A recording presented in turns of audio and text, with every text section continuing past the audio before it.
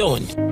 Elevate your brand through on-air promotions and social media. Boost your brand during prime time. With GhanaTalks Radio, you can extend your reach across digital platforms. GhanaTalks Radio is not just a station, it is a community hub where your brand becomes part of the conversation. Join us in fostering connections, celebrating culture, and making a lasting impression. For customized sponsorship packages and enquiries, email contact@GhanaTalksRadio.com or call +233 202 544614. GhanaTalks Radio, giving the youth a voice.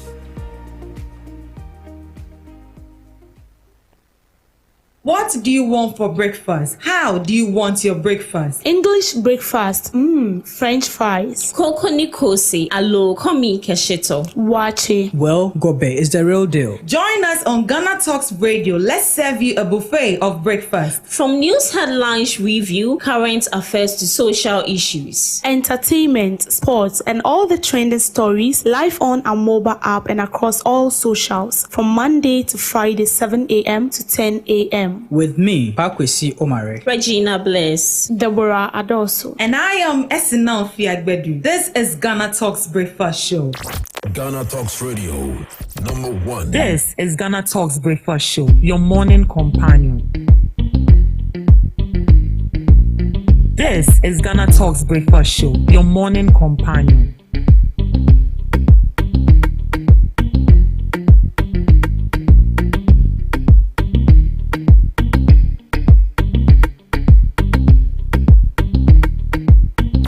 GhanaTalks Radio, #1. This is GhanaTalks Breakfast Show, your morning This is GhanaTalks Breakfast Show, your morning companion.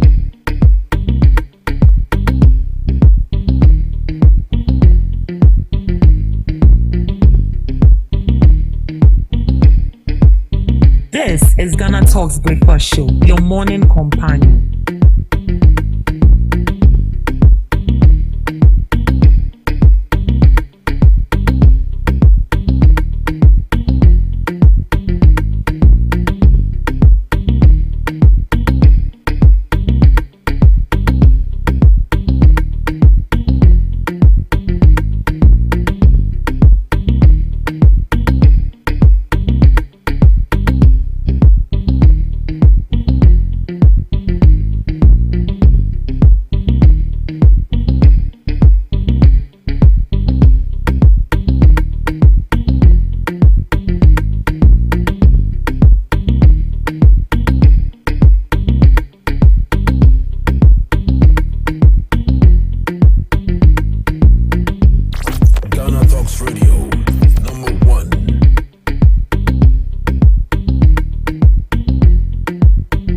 This is GhanaTalks Breakfast Show, your morning companion.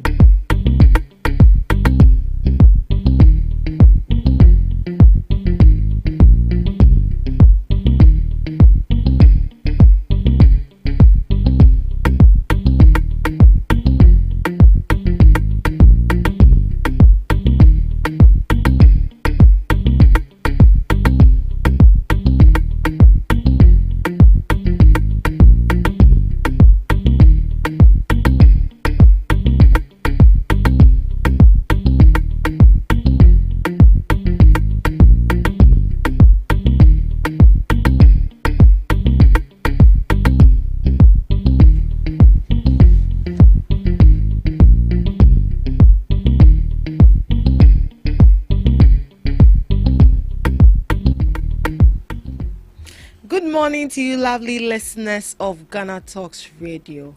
It's yet another beautiful brand new day and you are welcome to the GhanaTalks Breakfast Show right here on GhanaTalks Radio.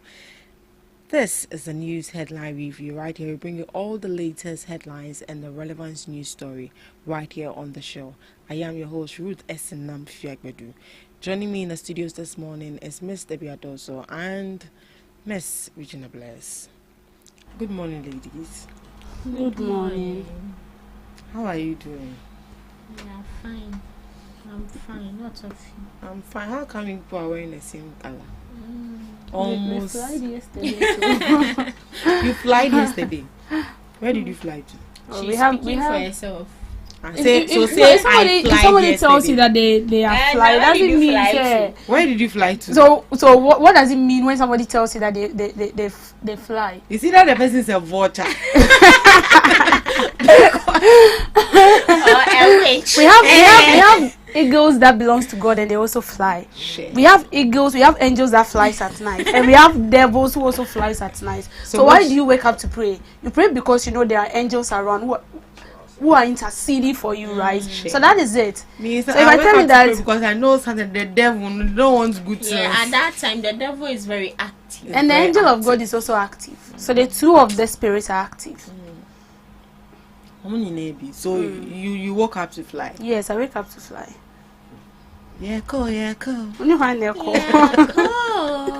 With broom. The flying broom. Miss Gina. Yeah. Did you also fly? No, I didn't. But I prayed. You prayed. Kalabasua. We thank God.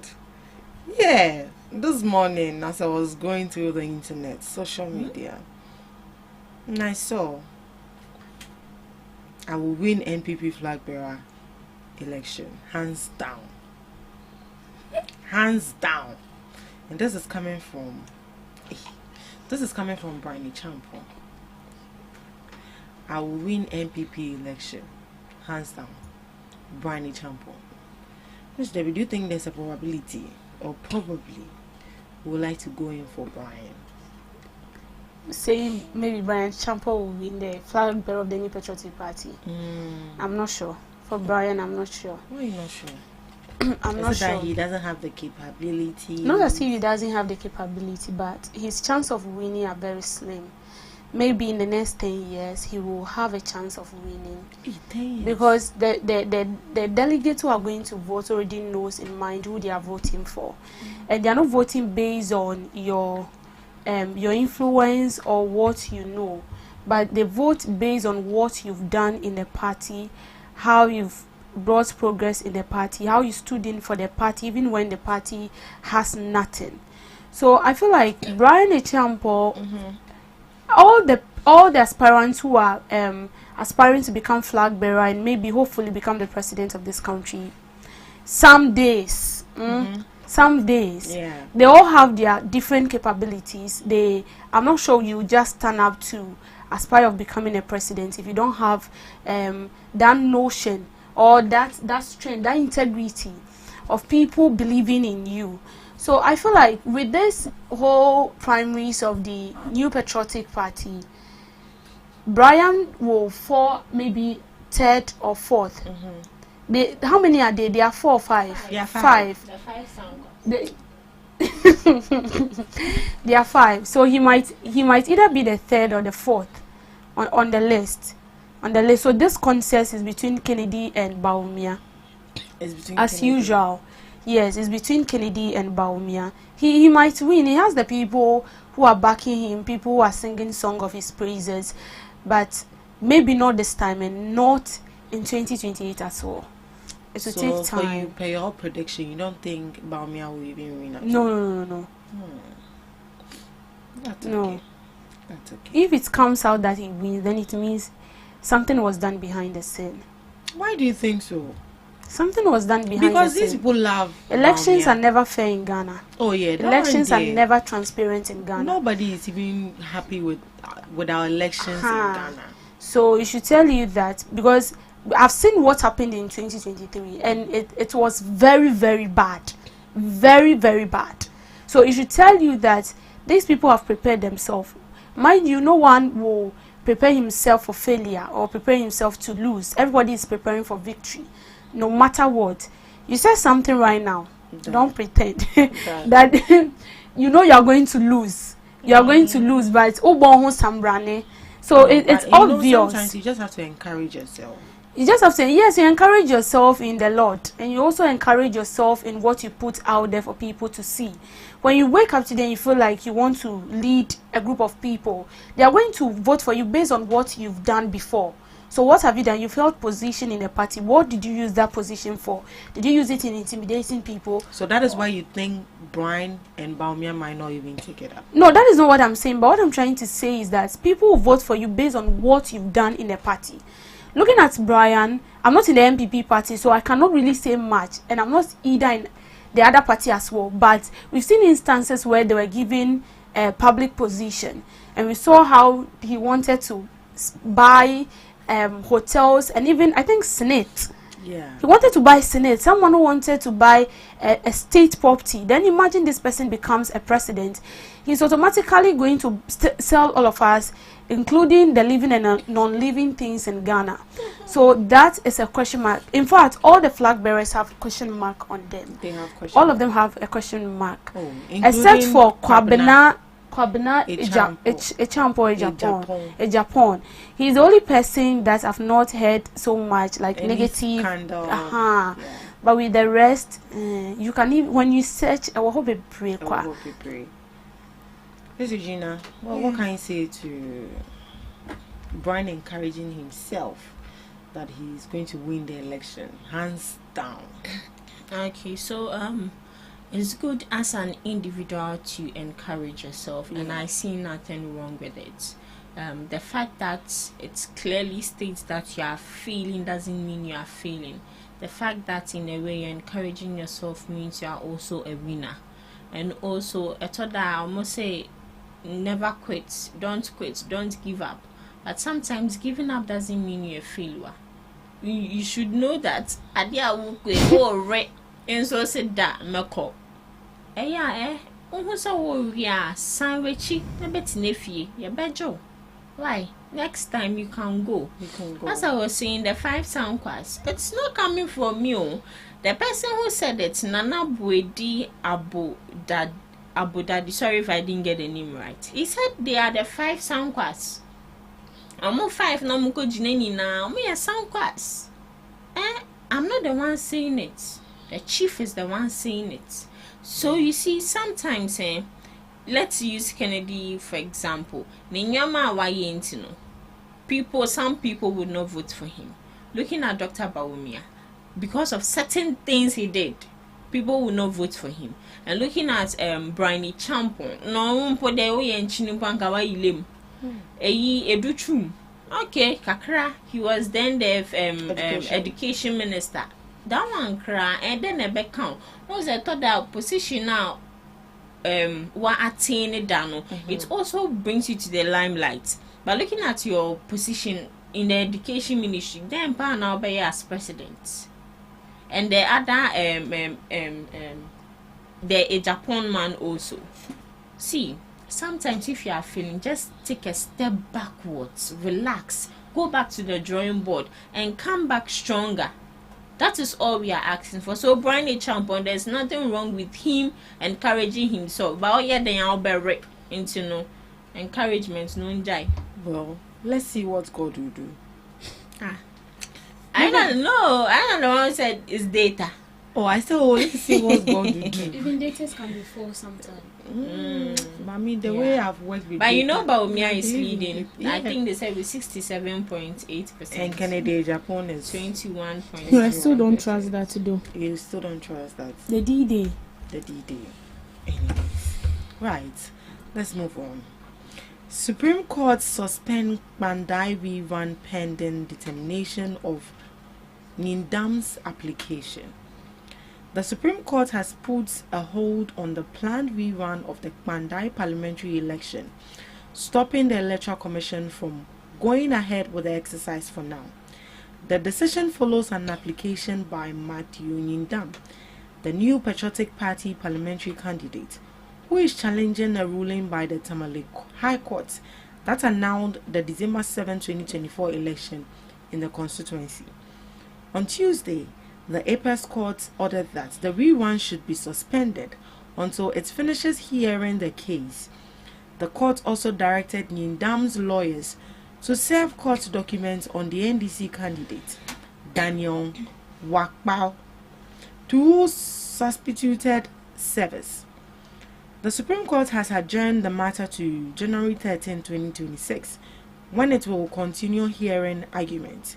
Yindam is asking the Supreme Court to review and quash the High Court's judgment, arguing that the High Court lacked the legal authority to hear the election petition in the first place.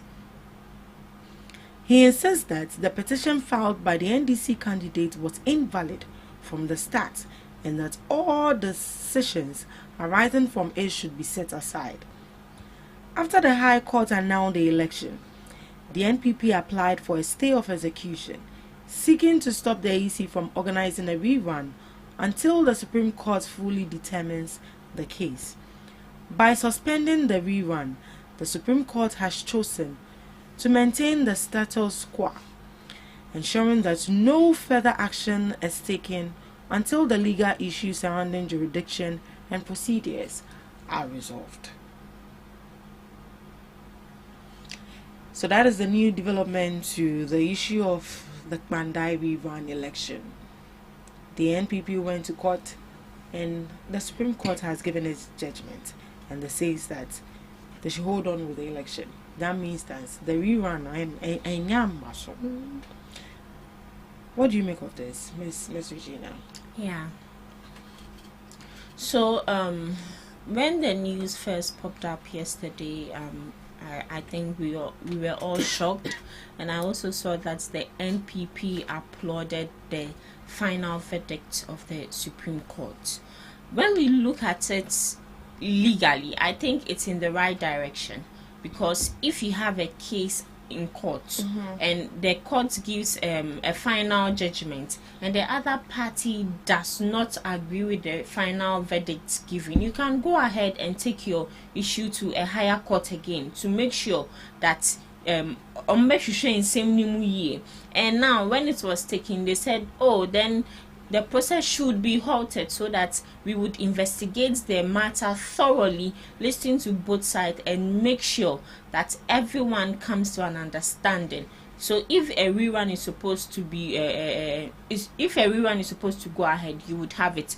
If not, anyone or the right person would be declared the winner. So I think they've scheduled it for January 13th or 12th. I don't 13th, really 13th. Yeah. So we wait till then to know if a rerun would happen or Martin Yindam or the other opponents would have the seat. And also when it comes politically, I don't know, I don't have much to say politically, but I think since they all think, say, especially the NPP, say the NDC are orchestrating or sabotaging the whole process. Now I think they are finally happy, so they should go ahead and battle their case in courts. Yeah. Right, Miss Debbie. What should this tell us about our judiciary? Well, for our judiciary, I feel like for now, I feel like they are trying to back up a bit, not permanent. I don't know whether it's going to be permanent or it's going to be temporal. The reason why I'm saying this is that the court has the responsibility to hear both sides or both parties. So the NPP filed a case in court that this is it, so they need a rerun. And the other party is saying that their case also needs to be heard. And so Dr. Matthew Yindam, who is currently a member of parliament for Kwandai, has filed I think a case in court that the whole issue should be looked into, and that is why he actually asked the court to squash the whole rerun election, and that is why it has been adjourned to 13th December so that he will be heard out. They will hear whatever he wants to say. Then from there, they can make a final verdict or a final judgment whether the rerun is going to take place or not. But yesterday, I also came across a video where Rashid Tanko was saying that the rerun is not cancelled, it's still going to be held. Whether that is true or not, I don't really know. But I don't think that's the court has already declared its stance that what authority does the NDC yes, so the court has declared its final verdict the 13th January. So we are all waiting for 13th January. Whatever will be the outcome, we will get to know it. But in the fact that the court had calm down to listen to the both parties is good, because if the court didn't do that, the other party would think that the judiciary is being influenced by the NDC because the NDC is in power. Yeah. And because they did that they did that when they were in power too, when the previous government was in power. So if something like that should happen, it will be as if a payback something. But that is not what is supposed to be so. The judiciary is supposed to be the judiciary, and the legislature is also supposed to be the legislature. Yeah. You don't have to influence the affairs of the other person. If you can solve it amicably, I'm not sure they are going to involve the court. But so long as the judiciary has stepped in the case, then it means that the judiciary has a role to play. So the rules and regulations, or the order and the directives of the court needs to be obeyed regardless. And that is why, if you remember, when the case was the seat was declared vacant in Parliament, the minority got furious because they felt like it was not supposed to be so. So I feel like since the court has given a directive, they should follow the order of the court.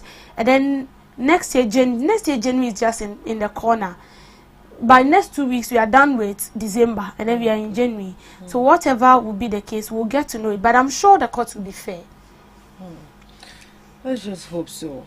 I'm just hoping that things go well, because the rerun, it had you. Right, let's move on. No prima facie case against Yondi Kulendi Kwache Ofosu. President John Dramani Mahama has confirmed that a petition filed against Supreme Court Justice Yoni Kulendi did not meet the legal threshold required for further action.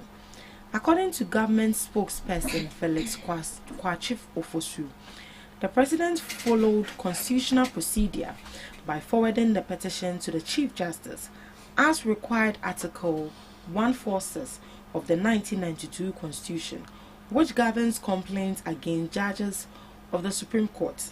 After reviewing the petition, the Chief Justice advised that it did not establish a prima facie case, meaning there was no sufficient initial evidence to warrant a formal investigation. Based on this advice, President Mahama informed the petitioner that the matter would not proceed any further. The complaint has alleged that Justice Kulendi breached judicial ethics by interfering in proceedings connected to the ambulance procurement trial involving Kessel Atoforsen and two others, reportedly due to a family relationship. However, the Chief Justice found that the claims did not meet the required legal standard. As a result, no investigation or disciplinary process will be initiated, bringing the matter to a close. So a prima facie case means that there was supposed to be enough evidence to justify the investigation. But as it stands now, submitting the report or the petition to the Chief Justice by President John Dramani Mahama, there was no evidence. So due to that, they were not able to proceed with the investigation. So the Chief Justice found no evidence against Justice Kulendi, and the President acted in line with the Constitution, not personal discretion. Just as the minority will say, these people came for the judiciary. That's not it. So Justice Kulendi remains cleared of the allegation with no further action pending. Did you think that this decision actually reinforced confidence in our constitution again? Because I think with this one they've been honest and transparent with evidence in him. What do you think? Okay. When as you were reading, I was like, you're accusing someone of doing something. And you should know that this person you're accusing is a Supreme Court judge. And also, definitely, this issue would be taken to the Chief Justice himself. Yes. And the Chief Justice is not anyone you can just manipulate or think that, because you brought facts, so let's just deal with facts. No. These people go according to the law. And according to the article you mentioned, Article 146 of Ghana's Constitution, when a petition is filed against the Supreme Court Justice, the President must first refer the petition to the Chief Justice. Then the Chief Justice will examine if it has substantial evidence. So if there's no evidence, how can they proceed with setting up a committee? I believe when a petition was brought before the president and it was given to Chief Justice Bafobon, he was then times the acting Chief Justice, and he saw evidence against your friend Tokonu. They set up a committee and they investigated the matter. At the end of the day, she was taken off. And it shouldn't be like because you have should I say a personal beef with the person, they should all go according to it. It is high time we stop that, because we have the democratic right to petition into no petition kosa. We don't petition like that. You have to have evidence. And when you go to court, I'm accusing you of stealing. Where is the evidence that you stole? You stole. Where is the evidence? I know that she stole it. I believe in me. I know deep down in me that she stole it. Is there evidence? It's no evidence. When it comes to the law, we deal with evidence. We deal with physical evidence. We don't deal with facts. We don't deal with intuition. So sometimes a police officer can arrest someone. Everything shows that this person did this, but you don't have enough evidence to back your claim. So they will have to let the person go. But deep down, say nipa we but you can catch the person at a crime scene. But what shows or what proof can you bring to court that this person did it? It's all about evidence. And this should also be a wake-up call to the Supreme Court judge himself. He should be very careful with his dealings. He needs to make sure that he addresses all court issues or all cases brought before him fairly, without bias. And he should be careful, because at this point the person can just manipulate something while falling into that trap. So yeah, they need to be careful. You don't just get up and petition simply because you have a personal beef with the person. At least come with facts, come with pictures, come with documents that prove that indeed this person did something. Right, Miss Debbie.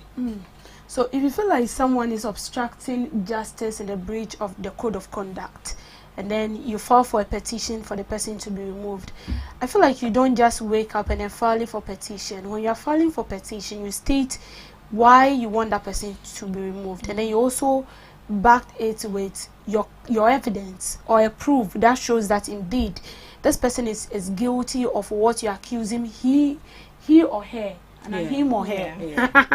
For if you don't do that, then automatically you, the person seeking for that petition, number one is they don't take you serious, because they feel like you don't just want that person to hold that office.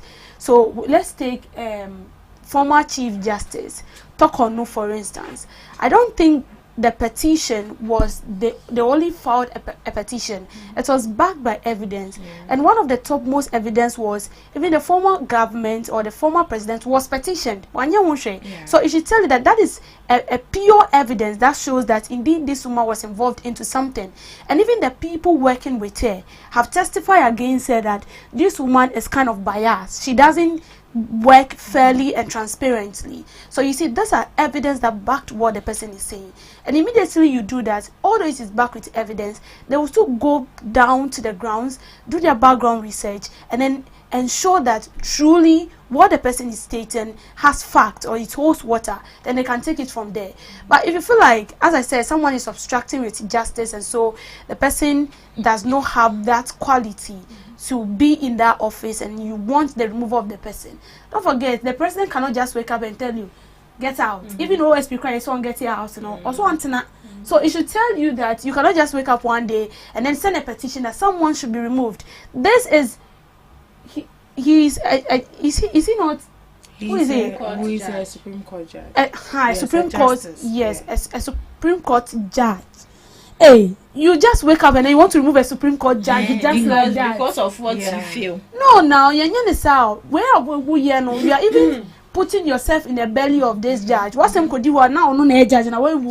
Just forget say them.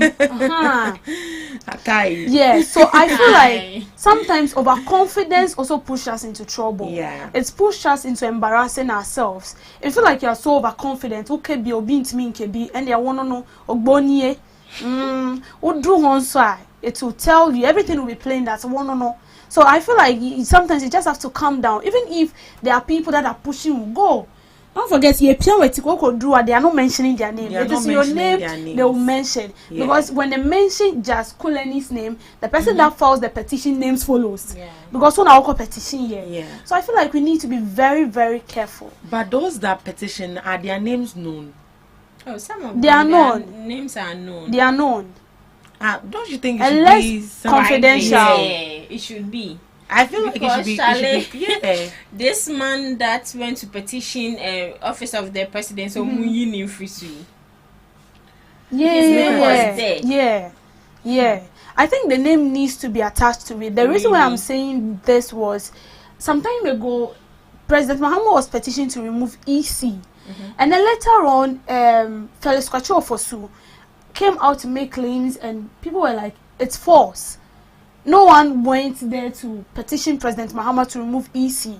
And then they came out giving the names of the people who did that. So I feel like sometimes for evidence sake and to vindicate yourself, the names needs to appear. But if the person feels like it should be confidential in a way, I feel like it should be private. Because about the side, you are stake like EC like that. They said someone within her office. Just imagine. When you need your day, because you feel like when you are betrayal, but you're not doing the right thing. That is it. So I feel like you don't joke with the law. The law will bite you hard, very hard if you don't know how to go about it. Then I feel like there should be some sort of education. Very necessary when it comes to things like this. For instance, that you wasted somebody's time to go and look into the issue. Maybe our petition no can one year, 20 years. Because if you're removing a judge, then I should say brofo no say brofo. And then she also chip in the articles and everything. Concrete. Right. Yeah. Maybe Nipakono, maybe it could be say he's flawed, but just that maybe the way you put it or something. So there should be some sort of like education, how to go about judicial process and then all of that. Alright, let's go on. Professor Okwe calls for existing courts to handle Galamsey cases. Former Speaker of Parliament, Professor Mike Okwe, has raised concerns about the government's plan to reintroduce public tribunals to handle illegal mining cases known as Galamsey. He believes the approach may not be the best solution. Professor Okwe argues that Ghana already has courts such as magistrates, circuits, and high courts that can handle or deal with Galamsey cases if they are properly resourced. Instead of creating new tribunals, he says government should invest in improving court buildings, providing adequate staff, and strengthening logistics for the judicial service. His comments follow President John Dramani Mahamat's announcement that Cabinet has approved a public tribunal bill aimed at speeding up the prosecution of Galamsey-related offences. According to Professor Okwe, setting up special tribunals could lead to unnecessary duplication of institution and extra cost, especially when some existing courts are operating under poor conditions. He also warned that creating special courts for specific offences could undermine the principle of equal treatment before the law. While he admitted that temporal measures may sometimes be necessary in emergencies, he maintained that a more sustainable approach would be assign Galamsey cases to designate courts within the current judicial system rather than creating entire new bodies. In his view, strengthening existing courts would ensure efficiency, fairness, and long-term impact in the fight against illegal mining. I nearly said amen. Yeah, but why can't we rather invest and resource our courts, our already existing courts, to handle Galamsey, rather than wasting, wasting money to create another court, whereas we have other courts who are not even in good shape. You go in, the chairs there, the especially lights, those in the rural areas. like you get it. Now we are coming, so if we are creating special courts for special cases, then what cases will the main courts be handling then? Do you agree with what Mr. Oko is saying, Professor Oko is saying? I believe we should invest more in our existing courts, resource them to work efficiently than creating a new one.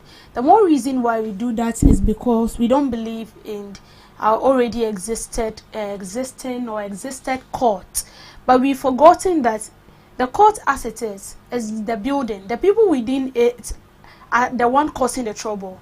It's not the building that deal with the cases. It is the humans, right? So when we go to build or pushed in resources into building special courts for special cases, don't forget that it is these same people, the same humans that we don't trust, are the people that we are going to employ in that work. How sure are we that this new special court with the new people we are going to employ are going to be different from the existing courts and the people we have? So the best thing we can do is resource the existing court and then ensure that they do the right thing, that follows the rules, and then they do as it is being stated. Special court for Galamsey. Galamsey are same view. Special courts for Galamsey. So does it mean that the existing courts we have cannot deal with Galamsey? Or they cannot prosecute people that are involved in Galamsey? Like they cannot do it? Or are they so much endowed with a lot of issues? Maybe obi fia same, obi akoboko no, obi akokun obi, and so it becomes too much. So we need a special court. It is only in Ghana I'm hearing this, that we need a special court for special things. I don't know we have special courts for special issues. Every issue is a special issue, and every issue is also an issue we need to deal with. There is nothing like a special issue that needs a special court that can go deeper into it and ensure that there is a positive outcome that comes from that. No, every court is a court, and so long as it's a court, you have a mandate, and that mandate is to ensure that the right thing is being done, and that is what you're supposed to do. So the best thing we can do is that go to those courts. What is preventing you from executing your role as a court? What is preventing you? Maybe we are lacking this, we are lacking that. This is our main problem. Maybe our affairs are being intruded by outsiders, politicians, stakeholders, blah blah blah blah blah blah blah. How do we solve it? Then you sit down, you lay down proceedings, plans, and then we restructure it, resource it, and ensure that even the judges and the lawyers within our court have consistent seminars. They are being sensitized. I know you've went to school for 4 years or more than, even more than that, to gain your qualification to become a lawyer or judge. But even with that, people still learn new things. So there can be a platform where even our judges and our lawyers are being trained, maybe monthly or after every 3 months or after a year. You need to upgrade yourself, upgrade in things, how to judge people and how to bring out final verdicts on issues and cases. So with special court in here, as I said, if we didn't solve or uproot the issue from the existing court and then we go ahead to create a new court, we are still going to experience the same thing with the already existing court. Because the court you are creating, it is not the building that is going to work, it is the people, which means that the people in the existing court, they are not doing the right thing. So what is preventing them? If we don't solve it and then we build a new court and those same people are being employed into that new court, wahala, because we are going to see more than what we are seeing. So the best thing is to get down to the root cause, uproot it, and then ensure that it is being done. There is no need for new courts because resources now yes pushing into that. Meanwhile, that money can be used for something good. Galamsey issues, our normal courts can deal with it. They can deal with it if only they are not being intruded by politicians, they are not being influenced by higher authorities. They can deal with Galamsey. Other courts in other countries, are they not dealing with their problem? It's because the laws are not working. If the laws are working, we wouldn't be here and be discussing about this today. So coming up with new courts, special courts, is just a waste of resources. Miss Virginia. Yes, so she has said a lot, and as she said, they should not waste our resources, because at the end of the day, it's taxpayers' money that will be used. I don't think they would use internally generated funds from these people to build whatever they want to build. It would come from taxpayers' money. We already have the High Court, the magistrates, circuits, then and as she said, the same people you would employ, or the same people who would work there, are just there doing nothing. So why do you want to go and build another courtroom? Once we have other courtrooms, see, when you see the state of some courtrooms, and now to me say court or the was some it's not attractive. Maybe they're leaning on your money to renovate you the see, and see, baby, just say, count and yes, some of the man cram the back home. See, can you some of the count cram the back home? And the issue of Galamsey is becoming too much. It's honestly becoming too much. They should make sure that these people are taken to court, prosecuted, and jailed. Just recently, MP for Hifa, 81 East to Hifa, just jailed 8 days. 8 days, Menya Shon process on I'm going to waste somebody's 8 days. 8 days. 8 days, bill. So please, the issue of Galamsey is becoming too much. It's like these people are just should I say they are also doing dirty Galamsey, dirty December, dirty Galamsey. That is it. But one thing that keeps popping out, so the money they pay, what are they using it for? Does it go straight to the coffers of the court, or it goes to the state? Because somebody will be granted like 120,000 bill with 2 sureties, 5 sureties, a dying vehicles, or maybe it goes to the government. So the government, the court alone can acquire revenue like in billions. Oh yes. Within a month, because in some of Mudi so they shouldn't be within a month is even too much. Within a day, the money they can make a day. Oh. So the court shouldn't be an office that should be struggling with all these basic things. So poor conditions. It's very, very bad. So Professor Okwe says it's not necessary for us to create special courts to deal with Galamsey cases. What do you also think? Thank you for joining us on the news headline. We'll be up next. We have Today in History with Miss Regina Bliss.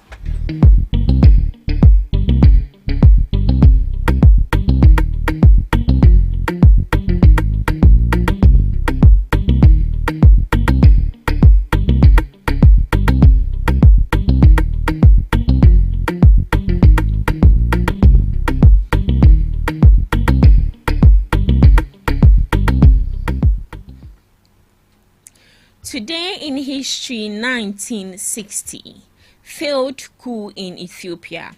On this day, troops loyal to Emperor Haile Selassie suppressed a coup attempt by the imperial bodyguard while the emperor was abroad. The loyalist forces regained control and reinstated Selassie's authority. 1920, South Africa granted mandate over South West Africa. The League of Nations Council formally confirmed the Class C mandate over the former German colony of Southwest Africa, now Namibia, granting South Africa the authority to administer the territory as an integral part of the Union under international obligations to the indigenous people, establishing South Africa as the mandatory power. Mohamed Bouazi's self-immolation in Tunisia. Bouazi, a 26-year-old street vendor in the impoverished town of Sidi Bouzid, was supporting his family when police confiscated his produce carts because he lacked a permit. He was publicly humiliated, reportedly slapped by a female police officer, and when his attempt to file a complaint with local officials were ignored, he set himself on fire in front of the municipal building out of despair. To some few observances, International Day to End Violence Against Sex Workers. The International Day to End Violence Against Sex Workers is observed annually on this day by sex workers, their clients, friends, families, and allies, originally conceived as a memorial and vigil for the victims of the Green River Killer in Seattle, Washington, U.S. It has evolved into an annual international event. The day calls attention to hate crimes committed against sex workers worldwide, as well as the need to remove the social stigma and discrimination that have contributed to violence against sex workers and indifference from the communities they are part of. Sex worker activists also claim that custom and prohibitionist laws perpetuate such violence. Lastly, National Device Appreciation Day. It is an opportunity to appreciate the devices that help us lead our lives and take steps to protect those that are most important to you. The best, most effective way to protect all of the items that contribute joy in your life is to properly insure them, ensuring that they can continue to positively impact your life for years to come, no matter what unexpected problems may arise. And that's all for today on Today in History and some observances live on GhanaTalks Breakfast Show. Thank you so much, Miss Regina, for Today in History and some observances of the day. Up next, we have Debbie's Grill. Welcome to Debbie's Grill, where we talk about issues that concern the state, void of politics, fear of favor. The king of Achim, Boakwa traditional area, Sajifo Amoti of Oripenyin, has appealed to the government to increase investment in rural healthcare delivery to help address persistent health challenges in underdeserved communities. He said the construction of more modern health facilities in rural areas will significantly reduce preventable deaths and improve access to quality healthcare for residents. He made the call while speaking at the 6th Dinner and Award Night of the Ghana Registered Nurses and Midwives Association. He stressed that the government must intensify efforts to strengthen the health sector, particularly in rural parts of the country. He commended nurses and midwives for their dedication and services, while urging leaders and policymakers to expand healthcare infrastructure and ensuring equitable access to service across the country. So this is from the king of Achim Ebuakwa traditional area, Osadifo Amotia of Oripenyin, is calling on the government to invest in rural health care, and that is very, very necessary. We've talked about this consistently, countless time without number, that most communities are struggling to get proper health care. This is because some of them do not even have the facilities. Some do not even have common CHIPS compound where they can treat their people. And so you see a resident in a very remote community and they have to transfer this person all the way from a remote community to the city for treatment. And this is the more reason why the city is very, very congested. Our hospitals here are very, very congested. Meanwhile, we can actually invest in these communities, build health cares for them, hospitals for them, CHIPS compound for them, and also employ people, employ nurses. I know of a colleague who completed way back and she's still not being employed. She's a community health nurse. She's not employed. But you hear people in these remote communities calling on the government that they need people. They don't get the people, they don't get the nurses. But day in, day out, we have nurses graduating from the universities, from the colleges, but they are not being employed. And people in these remote areas do not have equal access to healthcare, to proper healthcare. They do not have it.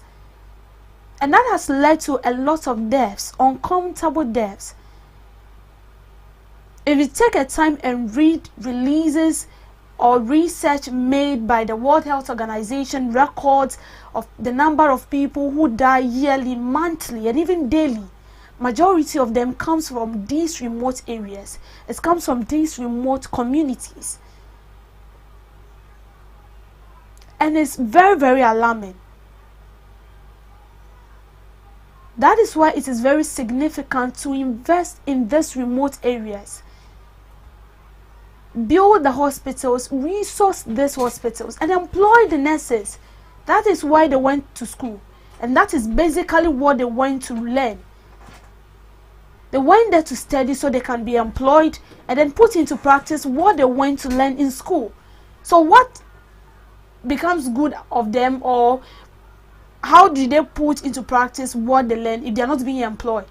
It makes whatever they went to school to learn so useless. And it is mind-baffling when you see a lot of graduates out there demonstrating that they are not being employed. And then we have residents that are dying each day because they are not given the right treatment or proper healthcare delivery. They don't get it. We need to invest. If you go into some remote communities, you will cry for them. Seriously, you will cry because they are going through a lot. A pregnant woman will have to be carried on a motorbike just because the road is poor, the road is bad. And then walk all the way like 10 minutes, sometimes an hour before they even get to the local community where the hospital is located for treatment. If building it to the standard of that of the city is a problem, we can manage and do something. Build a hospital, not that big as that in the city, but as well enough to build in a way that can give the proper healthcare to these people, to these residents, because they are also Ghanaians, they are citizens. They pay taxes as well. So it will be very bad if they pay taxes and then they do not enjoy equal access to healthcare. Then what is the use of the taxes they are paying? And more times, it is these chiefs that get the pressure the more. Because they know that when chief speaks, the government will listen. And so they pour most of their grievances to the chiefs. And they are expecting that their grievances will get to the headquarters and it will be solved. And most when you go to these communities, most of the hospitals and then the chief's compounds they have is being built by NGOs. Some are even built by World Vision. They're not built by government. They are built by NGOs. And they make sure they go into deep communities where even an appointee wouldn't like to go there. But anytime it is an election, they can find their way to that community. These NGOs will risk their life to those communities and then pinpoint the challenges they are going through and ensure that their cause are being heeded on. The government can equally do same. Because anytime it's time for election, you don't even know who gives them that encouragement and that energy. They will go to every level or any level at all just to get to that community and ensure that they talk to their people, win their trust, and immediately they gain the power, it ends there. They don't do the needful. Investing in our health system is very, very necessary. We keep saying this, and I'm not sure we are going to stop anytime soon. Investing in our health system is very, very crucial. We need to do it. We need to resource these hospitals, especially in the remote areas. And that is why a lot of people were very, very happy when they created other regions, because they felt like when the regions were created, when a region is being created, it's for development. It's nothing else but for development. So if a region is created and you don't see that kind of development you want to see, then what is the essence of you creating a region or coming up with a region? Because they've notified that when you get to some districts, when you get to some communities, or communities under some districts are suffering. They are going through a lot. The roads are bad. They don't poor infrastructure that has to do with the health and the school. Everything is just bad. But the most surprising thing is the produce we enjoy here are being transported all the way from these remote communities we are talking about. The pineapples, the pawpaws, the veggies, the tomatoes, the pepper, and all the foodstuffs we enjoy here are being transported all the way from these remote areas. So we need to do something and make them feel as if, and make them feel like they are part of the country, not to discard them. Because you wouldn't get anything free. You will definitely buy something, and whatever you buy, you pay tax on that. So why then do we feel reluctant in investing in our local hospitals, building CHIPS compound? Sometimes you go to some remote villages and then their CHIPS compound, it is the villagers themselves. They use wood and crafting something very small. They don't even have the needed tools to help in helping a pregnant woman deliver safely. They don't have it.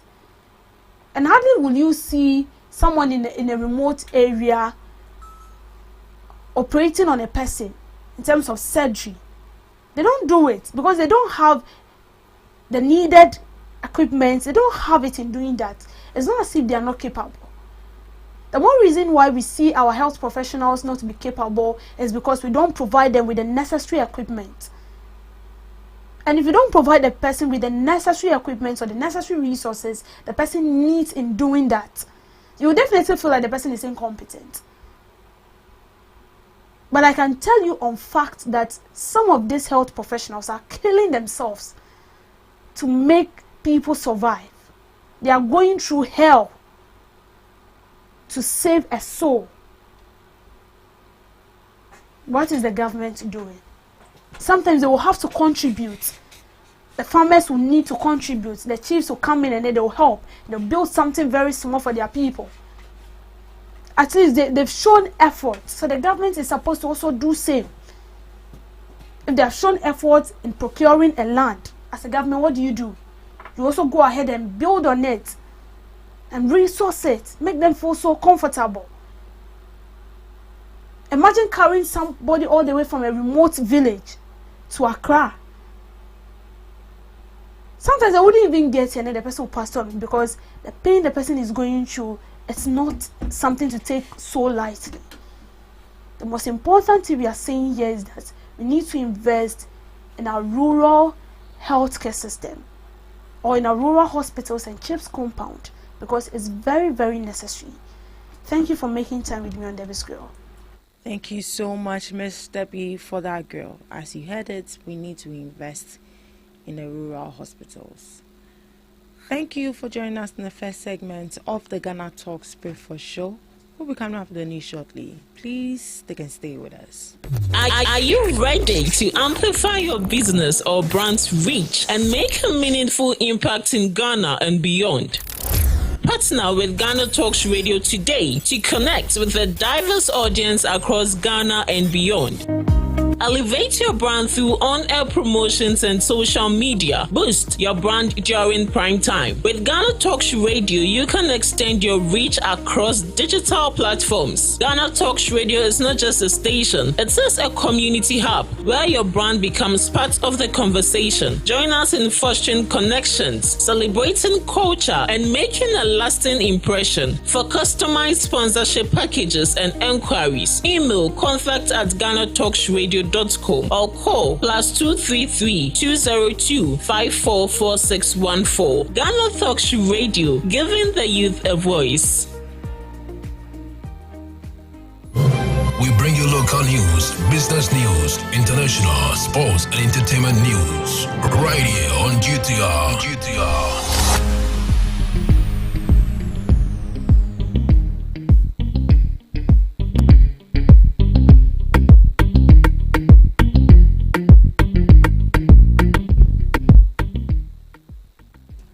Welcome to the morning news update on Ghana Talks Radio. In today's news highlight, Minority Chief Whip demands ministerial reshuffle as absences stall Parliament. Asante cautions Borno Regional Minister to stay out of Sampa chieftaincy dispute. Job losses looms as factories struggle with raw material shortages. Ghana's environmental crisis becomes regional concern, seeking a joint effort to tackle the challenges. NDC's Rashid Tanko baffled by the new patriotic party's baseless claims ahead of Pandai rerun election. These and many more coming up your way shortly.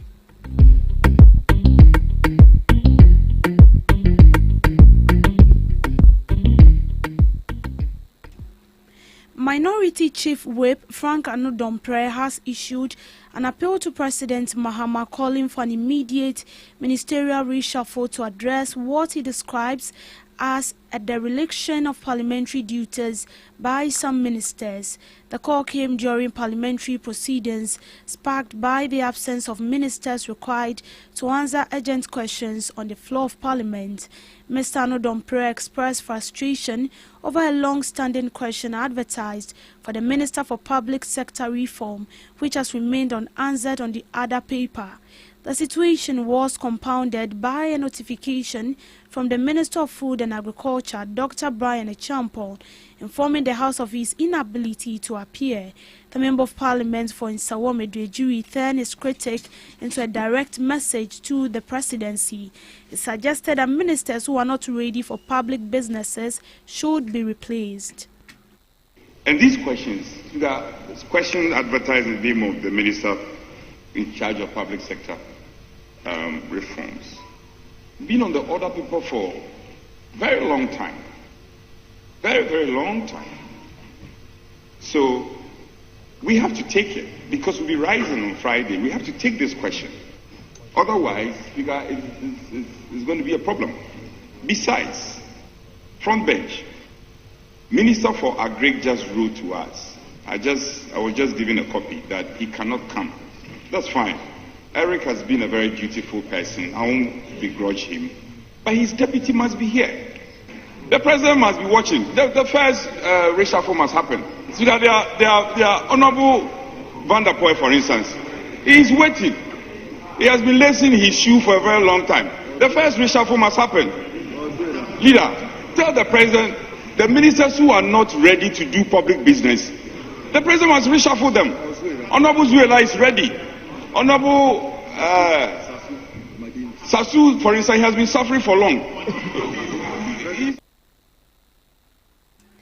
The Asante Otumfuo said to the second has cautioned the Borno Regional Minister Joseph Adai Akwaboy to refrain from interfering in the Sampa chieftaincy dispute. The Asante made the remarks at the final Santemai Council meeting held at the Mansha Palace in Kumasi. According to him, the minister's continued involvement in the dispute is unacceptable. Otumfuo said to the second stressed that chieftaincy matters should be handled by traditional authorities and legal processes.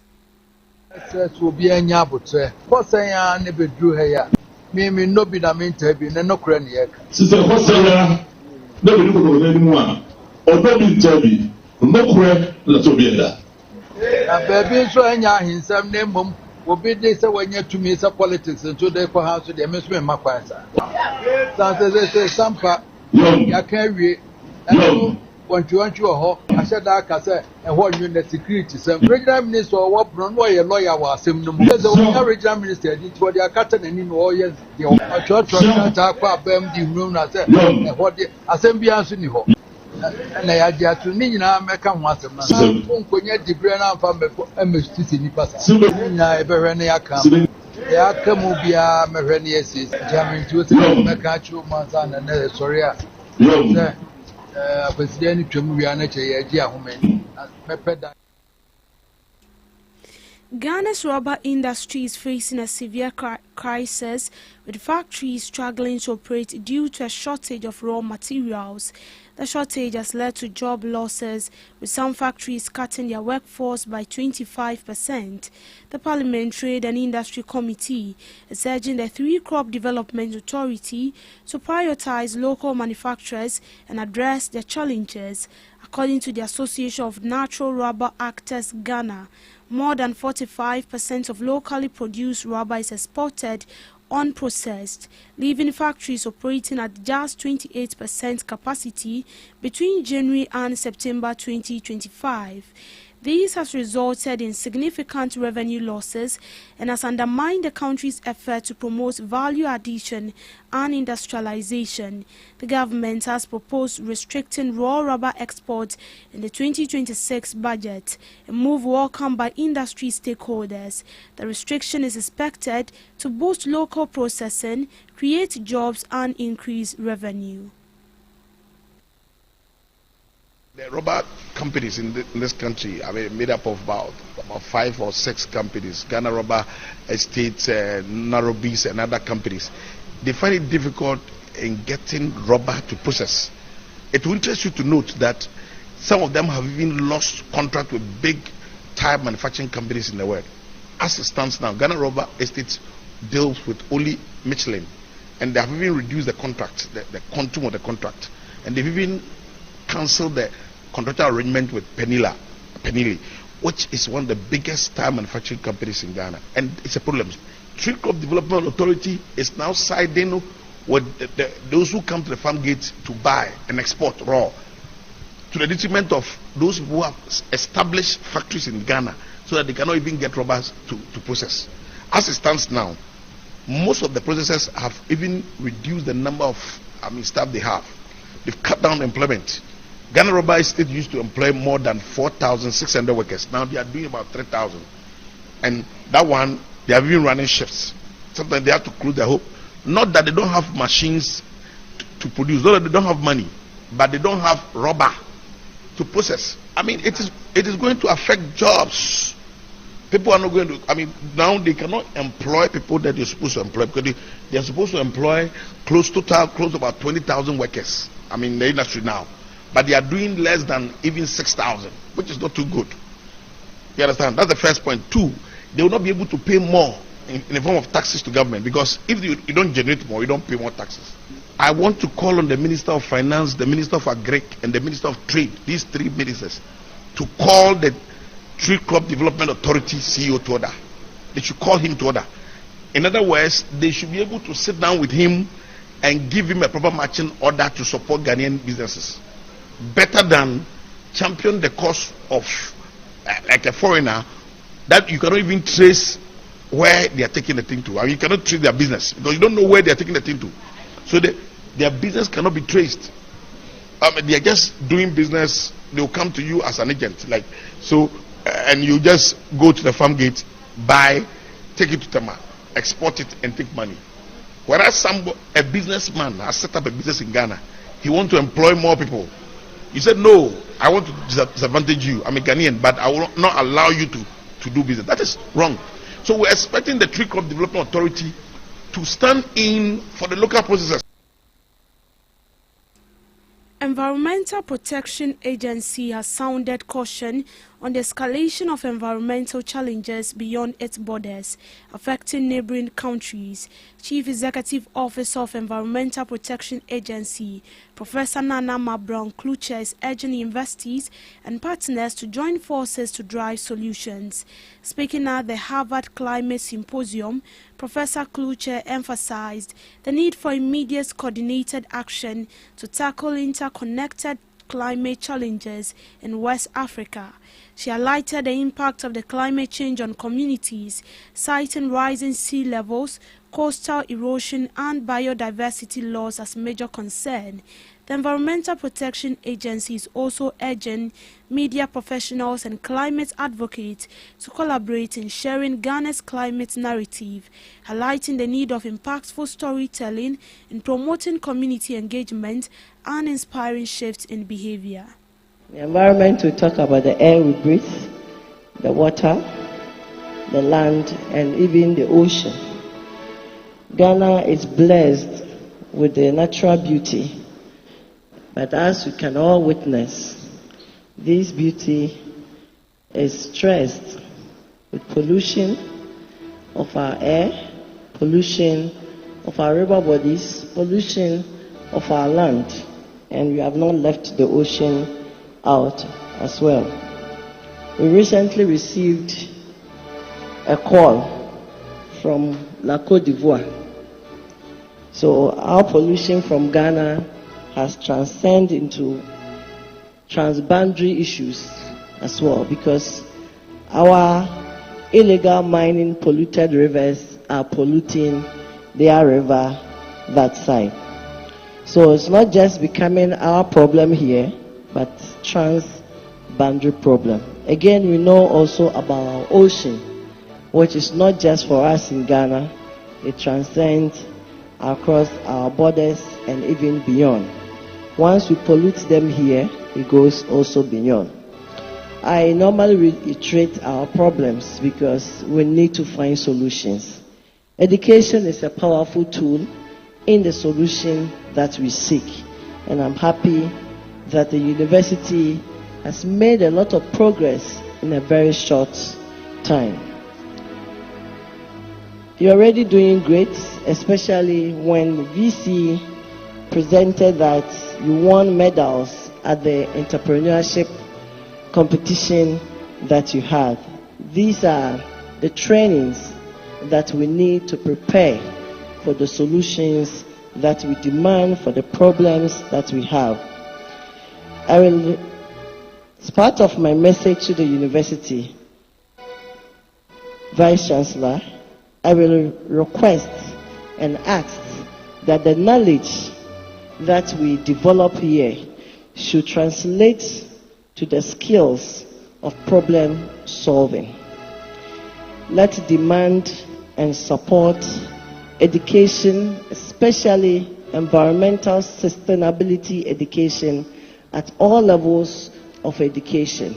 So by the time Ghanaians reach the tertiary education level, we are already well vested in understanding our challenges and then the solutions.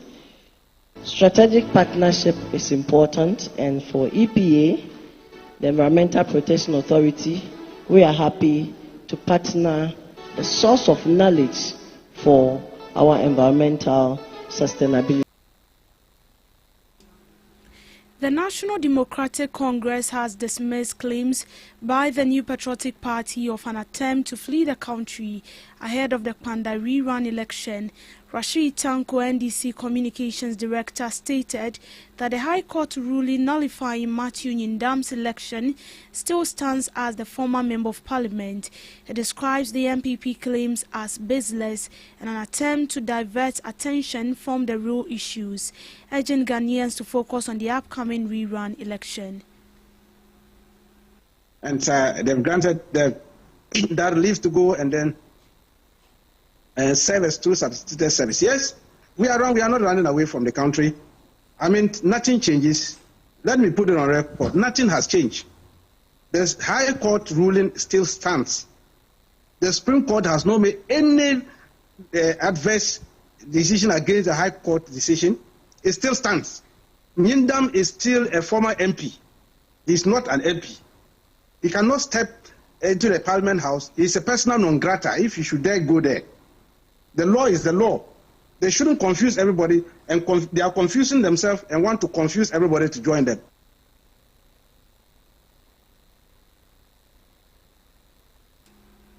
Member of Parliament for Wejagbawe Jerry Ahmed has expressed disappointment with the Municipal Chief Executive Felix Odate Lamte, accusing him of deliberately refusing to collaborate on development projects due to their different political affiliations.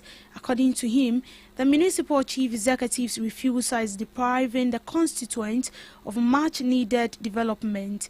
In an interview, he revealed that he had personally intervened to secure the MC's confirmation despite opposition within his own party, yet there's no coexistential relations to forge for progress.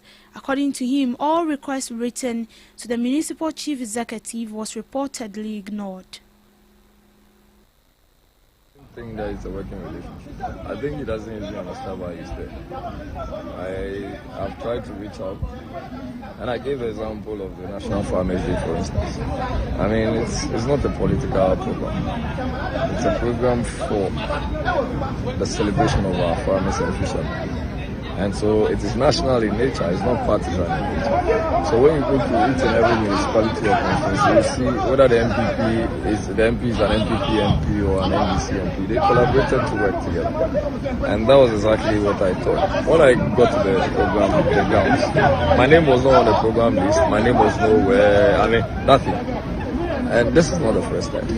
The first one also had to do with the request for the use of drip machines. And you know what he said. He later came to say that, well, now do I want to be a drip coordinator? And today you saw. So at least the residents are very much aware of that. And if we do not work to ensure that those who are in some positions work for us, then we'll be in trouble. So I don't think anyone has to be your friend before you. This matter, he's not sabotaging me, he's messing up the community. You can't sabotage me. No. I am not allowing anybody to sabotage me. And I'm sure he knows that I cannot be sabotaged. No.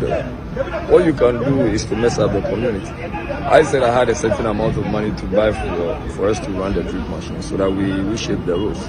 And you come and call me a deputy drip coordinator. And then the machines are there and they are used for rental purposes. What are you doing? You don't sabotage. I'm a member of the local government committee. That is also a friendly place for me. I'm also a member of the government assurance committee. Another friendly place for me. Besides being a member.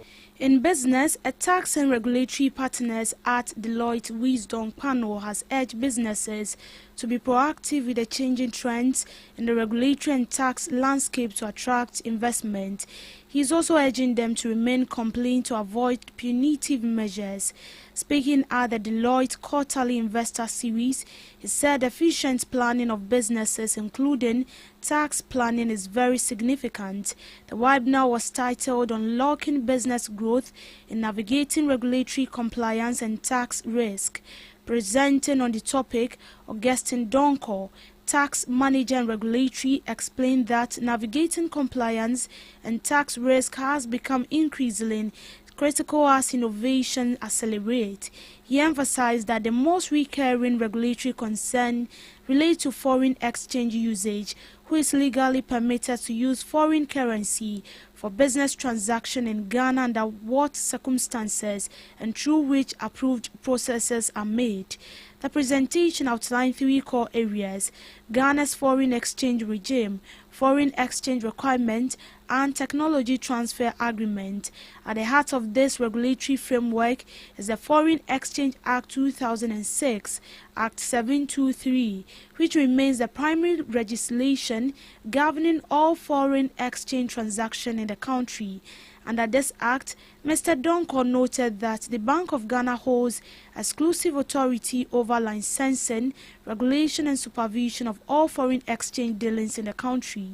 This means individuals and businesses seeking to transact in foreign currency, whether for trade, investment and business facilitation, must operate strictly within the guidelines established by the central bank.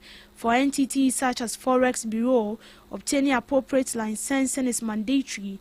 All foreign exchange activities must be conducted in accordance with the Act to avoid regulatory breaches.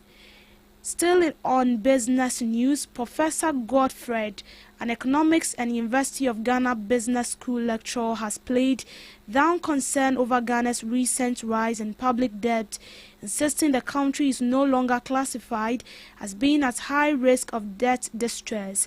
In an interview, he urged Ghanaians to focus on the broader debt sustainability rather than short-term fluctuations. According to him, IMF's October 2025 assessment shows Ghana has exited the high-risk debt distress category. His comment comes against the backdrop of fresh data from the Bank of Ghana, tracked by researchers, showing that Ghana's public debt stock rose by 71.6 billion in the third quarter of 2025. The increase has been largely attributed to the sharp depreciation of the cedi against the US dollar during the period. Total public debt has now climbed to 684.6 billion, with projections suggesting it could exceed 700 billion by the end of the year if exchange rate pressures persist. Ghana is currently implementing IMF-backed reforms aimed at stabilizing the economy, restoring confidence and placing public debt on a sustainable path amid ongoing challenges from currency volatility and global economic pressures. To sports, Ghana Black Galaxies put up a spirited second-half performance but were edged 1-0 by South Africans Bafana in an international friendly on Tuesday. Kasim Mingo's boys conceded in the second half after 57 minutes and were not able to find the back of the net to restore parity. South Africa used the game as part of preparations for the 2025 African Cup of Nations, which starts on Sunday. The Galaxies struggled to gain a foothold in the first half as South Africa controlled possessions and dictated the tempo on home soil. Despite the pressure, Ghana remained compact at the back and went into the break level with the opening 45 minutes endless goalless. South Africa made changes at the start of the second half and soon found the breakthrough. In the 57th minute, they scored the only goal of the match with a well-struck effort to give them a deserved lead. And that's how we end it on the morning news update. Do all to log on to all streaming platforms at GhanaTalks Radio for more news updates. I am Deborah Dawes, so do have a good morning.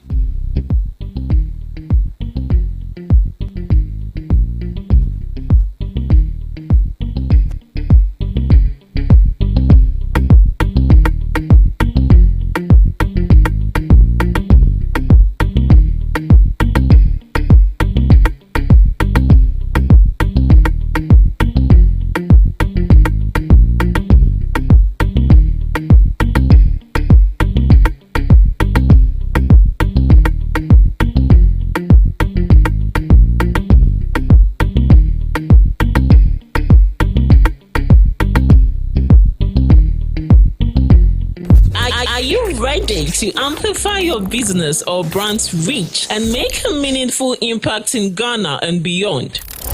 Partner with GhanaTalks Radio today to connect with a diverse audience across Ghana and beyond.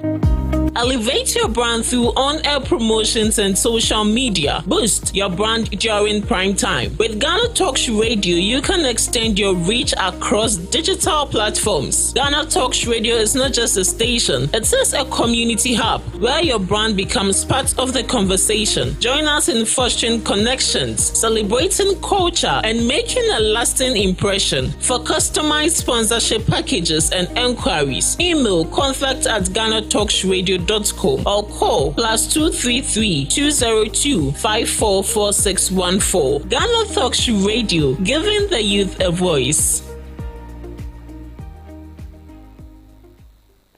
What do you want for breakfast? How do you want your breakfast? English breakfast, French fries. Koko Nikosi, alo komi keshito. Wache. Well, Gobe is the real deal. Join us on GhanaTalks Radio. Let's serve you a buffet of breakfast. From news headlines review, current affairs to social issues. Entertainment, sports, and all the trending stories live on our mobile app and across all socials. From Monday to Friday, 7 a.m. to 10 a.m. M. With me, Pakwesi Omare. Regina Bliss. Deborah Adoso. And I am Esinal Fiagbedu. This is Ghana Talks Breakfast Show.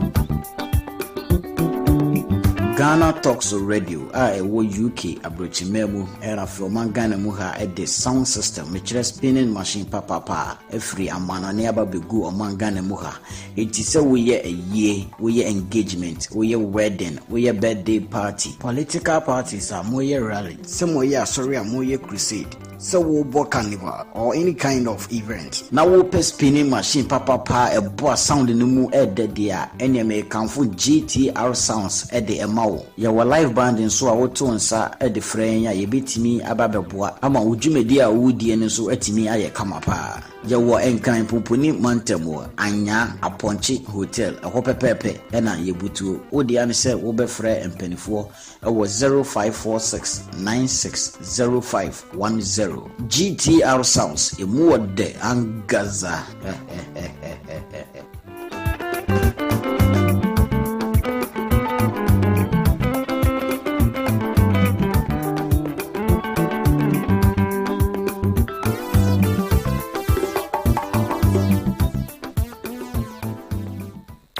Ghana Talks Radio, #1. This is Ghana Talks Breakfast Show, your morning companion.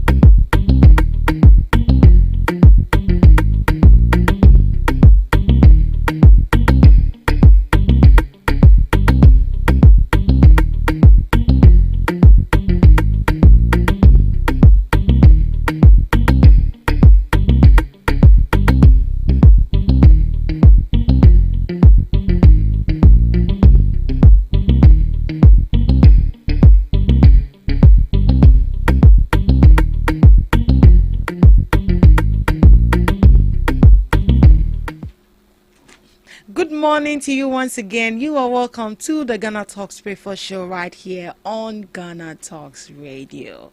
I'm sitting right here in the studios with my beautiful and knowledgeable ladies, and we are here to give you some news headlines. We'll dive into it. We'll hear from them, their perspective, their opinions, what they think of it, and what you also think of it as well. You can log on to our YouTube channel at Ghana Talks Radio. We are streaming live there. Ghana Talks Radio, on #1. Facebook as well at Ghana Talks Radio. Let's get interactive. Just send in your comments. Good morning once again, Miss Regina. Good morning. How's you? Have you taken Me's breakfast? Fine, not yet. Why? What are we having for breakfast? Wachi. Oh. Macaroni, gari, shito, egg, really, sausage. Oh my goodness. If you get some fried plantain attached, you know, especially right? the soft one. That's how you eat it with your hands. Spicy hot shito. Nice one. And this is a kind of wachi that even after eating, the aroma still lingers on your fingers, you know. Yes. Throughout the day you be smelling it. Throughout the day you still be smelling it, and then all of that. That's why you eat with your hands. Hey, SPOON, spoon. And make sure that the water is soft. Yeah. Yeah, it's now money. Well, would you also turn FM? Now when you chilled water, it's in chain. What would you have? We got a bush girl. What are you also having for breakfast? We've told you what we are having for breakfast. We are having wachi for breakfast. Miss Regina says she's having wachi. If she's having wachi, then obviously I'm also having wachi. Yeah. Right. Let's look at some news headline. Then we dive into it. Okay. Domestic tourism generated 6.6 billion Ghana cedis from over 15 million trips. And this is a report from GSS, Ghana Statistical Service. So domestic travel in Ghana generated an estimated 6.6 billion Ghana cedis in spending from more than 15 million trips undertaken in 2023, according to data released by the Ghana Statistical Service. Findings from the country's first domestic visitors survey underscore the scale and economic relevance of travel by Ghanaians within the country, positioning domestic tourism as a key driver of activity across transport services, hospitality, and community-based enterprises. Confirming the results in a press statement, government statistician Dr. Hassan Idrisu highlighted the growing importance of domestic tourism to the broader economy. This momentum has brought a powerful reminder that tourism is not only about international arrivals, it is also about Ghanaians discovering Ghana, investing in local experiences, and breathing economic life into the communities and sites they visited, he said. So the survey shows that overnight travel accounted for the bulk of spending, contributing approximately 4.8 billion Ghana cedis, or 73% of total domestic tourism expenditure.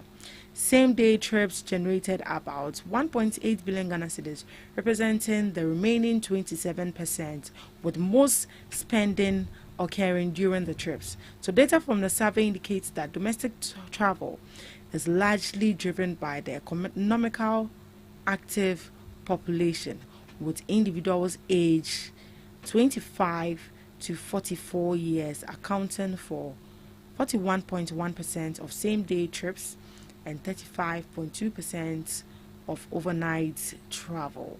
Social and cultural activities dominate travel motivations, with over 80% of overnight trips and around 70% of same-day trips linked to visits to friends and relatives or attendance at funerals, reflecting the strong role of family and social network in domestic mobility. Funeral setting. So when people come to Ghana for funeral, they also take advantage of that and then visit our tourist sites. Yeah, so this is coming from Ghana Statistical Service, and they are saying that domestic tourism has generated 6.6 billion Ghana cedis from over 15 million trips. I think it's high time we Ghanaians, we appreciate what we have in our country. We don't have to wait for the diasporas to come down and then come and be visiting the sites for us. It's not always that you have to be busy. Sometimes take some time out, visit our sites. If we don't visit them, how then do we improve these places? How then do governments generate money from our tourist sites and from tourism? So that is coming from Ghana Statistical Service. What should this tell us about our tourist sites? Does it mean that people really appreciate it? Looking at the amount of money it generates for us. Yeah, so the little I can say is I would say people really do appreciate our tourist sites, because this money, 6.6 billion Ghana cedis, is coming from domestic tourism alone. So you can just imagine when it comes to foreign tourism, the amount of money we would generate. And also I think if these people or the tourism agency want our tourism sector to generate more money, they need to make sure that our tourism is attractive to these people. they need to brand themselves. I thought I'll be call some tourist sites. No, na. Hey, Charlie. I know that some tourist sites represent the olden days, but please make that place attractive to more, kakra, so that it would ginger or boost people to come more. The main reason why most of the people right here in Ghana do not visit some of the tourist sites is because of these things. And I don't know if you've really studied this. If a Ghanaian is visiting a tourist site, it's quite expensive. Yeah. But a foreigner, it's not expensive, and I don't understand why. I don't discrimination. We are in our own country, but Okoshe is expensive.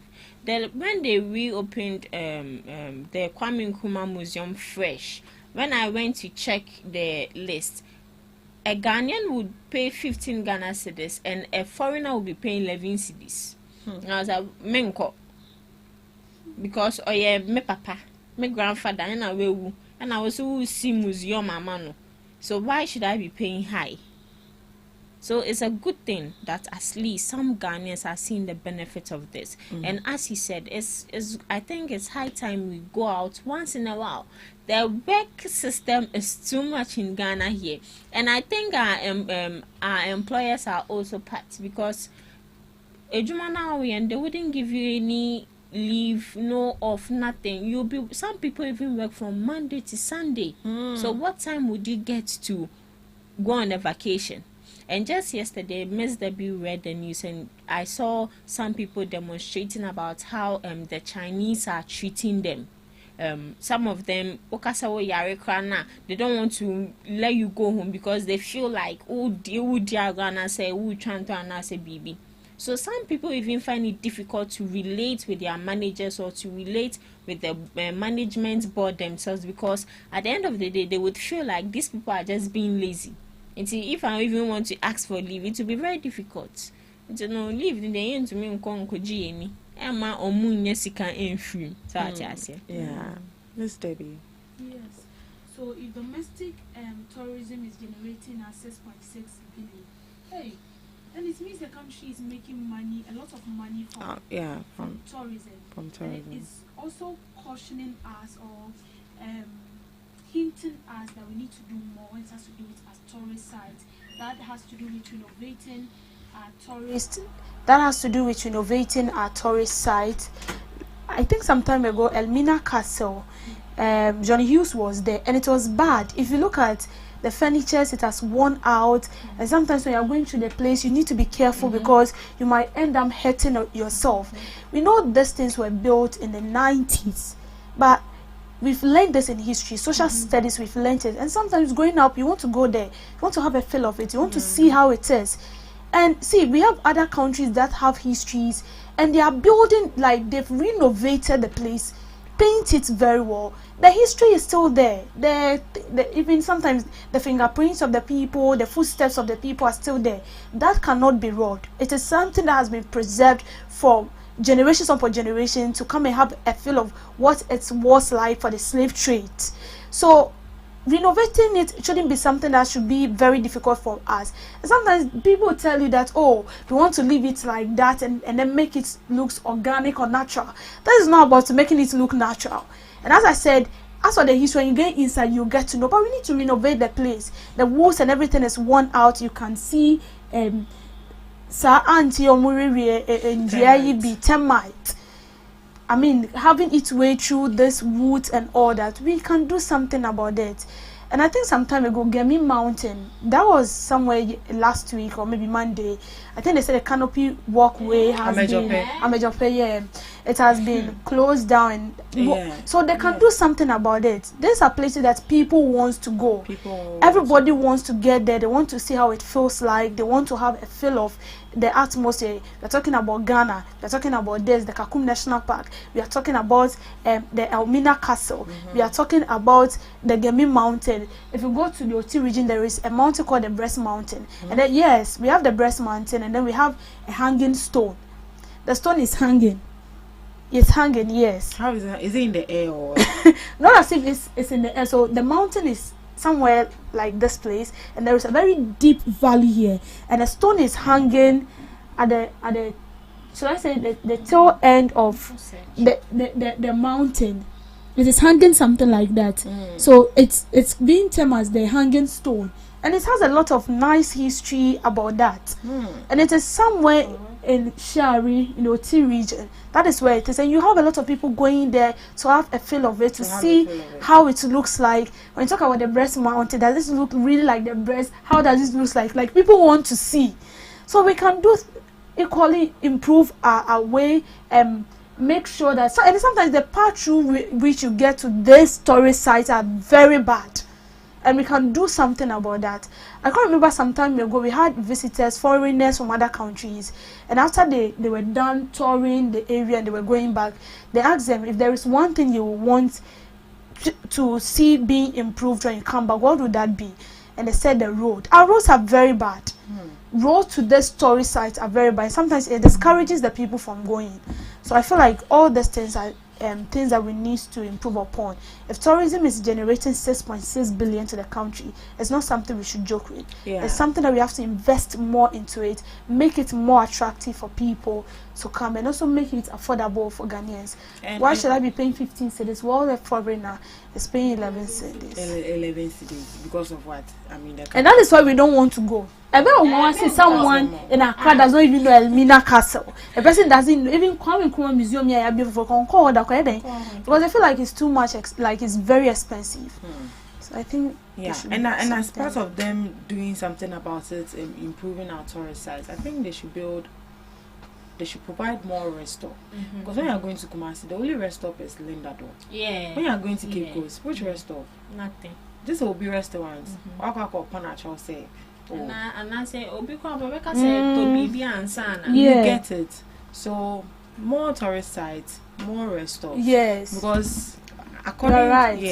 If you go to Blue Waterfalls, before you get to the waterfalls itself, there is a place where, as you said, sort of restaurants where they sell stuffs. So when you are someone that you are coming from a very far place. You are coming from a very far place, and then you need to rest. After you are done, you just go in, lodge, pay, and then everything is sorted out. But there are some areas you won't even find a common restaurants that you don't even get a place to buy even common water. So you need to get everything along. And I think it has also made it difficult for people to even eat to their satisfaction when they are traveling. Because you is here. And also same.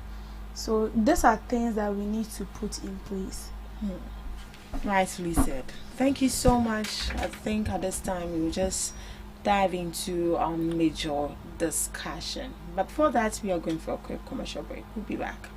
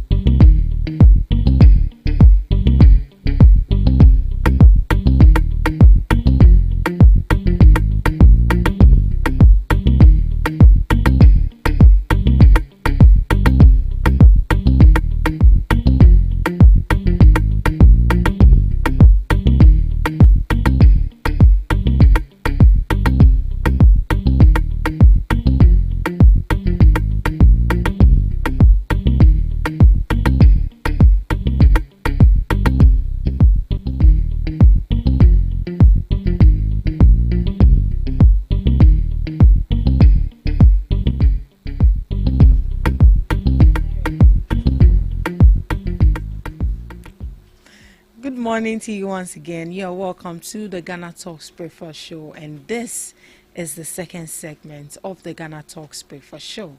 And as you know it, on the second segment, we come along with knowledgeable guests who are going to share their informed perspectives on the issues that matter to you every morning right here on the show. To join in the show, we are streaming live on Facebook at GhanaTalks Radio, on YouTube at GhanaTalks Radio. You can log in and join in the conversation. Let's get it interactive. Sitting right here with me in the studio is two communicators, one from the NPP and then one from the NDC as well. I have here with me Mr. Mohammed Sharif, the NPP Communications team member, and Mr. Emmanuel Jorobon. Is that a name? Jorobon, the NDC National Communications team member. Good morning to us. How are we doing?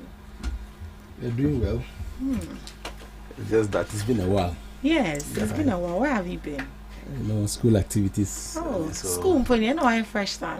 The color is coloring. I mean, when you are privileged to be in the government where there's good fragrance, certainly it will have a cascading effect on everything, not just within the micro indicators, but of course on the outside world. So it's my privilege and my message to God that if you say so, I admit it in good faith. So you are giving credit to your government. Precisely. I mean, you will attest to the fact that in the time past we were being subjected to, how will I say, I've always said that for Ghanaians within the last 8 years we've gone through our judgment, and so once we die, I'm of the very view that we might not face a second judgment again, because what we're subjected to in the last 8 years is nothing but a punishment. But like I've always said, at this appointed time, it's nothing but a punishment. Oh yeah, it was a punishment. I mean, if not for a punishment, can you in your own wildest imagination tell me why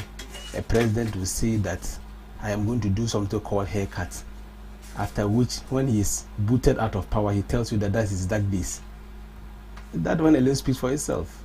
There are a lot of plethora of examples to that effect, and so not just deviating from the substantive matter, I will say that with His Excellency John Dramani Mahama and then Ato Forsen and its cohorts, certainly you always have those good indications, and then Ghanaians will attest to it, and not me as a communicator to see those things.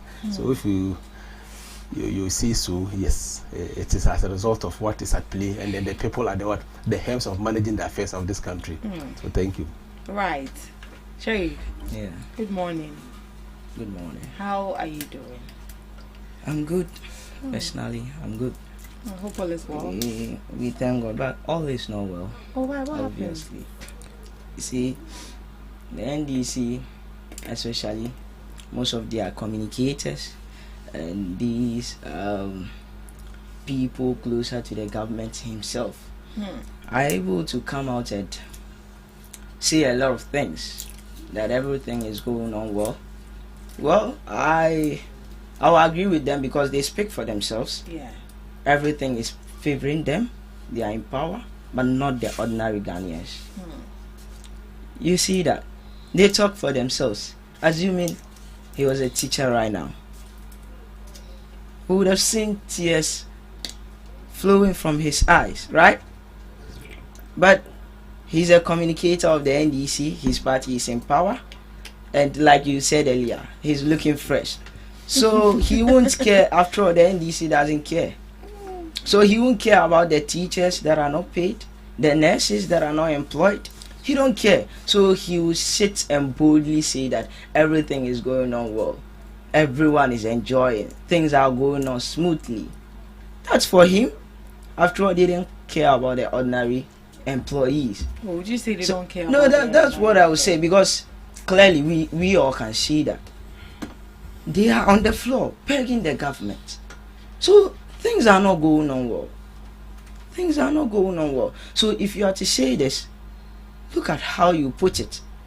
Because people that you told you are coming to care for them are crying today. And you are enjoying and saying that things are good. Whilst they are crying. So today you are a chameleon, right? Because you are in government, you are enjoying. But the ordinary Ghanaians are crying, and you still boldly say that things are moving now. I mean, how can we agree with that? Well, like I said earlier, to him, he's good. But the ordinary people are crying. That's just it. Come on, how are you? I mean, yeah, I'm coming. Did I hear him say teachers have not been paid? What do you mean by that? Yeah. What do you mean by what do I mean by that? Because you said teachers are not paid. I heard that. Yeah. What I mean? They are not paid as and what? I mean allowances. Allowances and am I the one to tell you this? No, I don't even know. No, it's from what I'm saying. I'm not because he is myself, so he is enjoying. He doesn't even know that maybe some people are not paid. No, there's a distinction between allowance and teachers are not paid. So no. So that one is not payment. Is that not payment? It doesn't take care of them. No, you see. Or you think all payments be payment? All payment be payment. Yeah, payments take care of an individual. Yes. So if the person is depending on the allowance and it's not in, what's this? No, but the point is that in as much as payment is payment, but once you say they are not paid, the first thing that comes in mind is that their fiduciary salary. Relax, it's not my paid. brother. Please. But even on the same allowance is not a payment. No, relax. The allowance you are talking about, you are very mischief to say that, but you are not adding up the explanation that came and the man they say they are going to pay them. No. The controller general told that there was a technical hitch up, and for which the payment could not go through. And as I showed them that this month, December, they are going to pay them. Under your time, under your president, we've seen this we are in before. this country We've by seen even this before. third of a month. Sherry, we've seen that before. Sherry, No, please. third of a month, we have not even received our salary. I am a living testimony. Not everybody, somebody telling me. Third of the month has never happened. It happened under President Kofado. So was that fair enough to go and say that they are not paid? So because maybe unfortunately that happened in the previous government doesn't mean that you two should. No, but the same is not happening. No. Same is not happening. No. So I thought they've even paid them. That I don't know. You are boldly trying to defend that, but that's what I'm saying. But see, they are crying. The thing called allowance doesn't mean that they say it's allowance and it doesn't affect them. No, without that, they need that to survive. You see that they need it to survive, so they can cry. So it's allowance and they ain't trying. No, they depend on it, so they will cry. Right. So if you are to talk, and I want to let them know, please, and I'll beg them, as messiahs as they came, they have to always, side with these ordinary employees, because you came like you are going to care for them, going to have these people at heart, but today, and I'm surprised, you are saying everything is well. And those people are crying. You've forgotten about them. Is that right? Right. So what happens to the nurses who are also threatening to go on a strike? So you see, automatic posting. So you see, I understand their difficulty. Sometimes very difficult to appreciate your opponent when he's doing well. And so I think I've monitored him. Sometimes you don't attempt to do that at all. Sometimes I see them through that mischief, and they have the effrontery to question the NDC that over the past 1 year, what policy have they brought him? I think himself, and then when they sit here and make that claim. And then you really monitor. Yeah, I monitor. Even if I do monitor a lot. And I think a couple of days, one of my good friend Prince was here. He dealt with some of that. Yeah. But you see, it is the height of mischief and logical fallacy to make the case that what has the NDC done over the 1 year period? But today we'll start with the matters. You raised issue about the nurses. Yes. Just yesterday, they were at one of the sister stations. That from 2019 to 2023, they have not been employed, giving clearance. We had the Minister of Health then sat on another big platform, Metro TV, with your permission, let me mention that they have been giving clearance. All turned out to be a palpable falsehood. You left this over about 4 years period. You're not giving clearance. Look at the clearance you gave to the 13,000 nurses without any financial commitment. It is the NDC government of the day that have to call an amount within the budget to cater for these nurses. We are telling you, we are giving you plan. The Ghanaians didn't give the NDC a 1 year mandate. They gave us 4 years mandate. Please allow me to make that point. Right. So when you sit here and say that we have not employed the nurses as though you care for them, that is preposterous to say the least.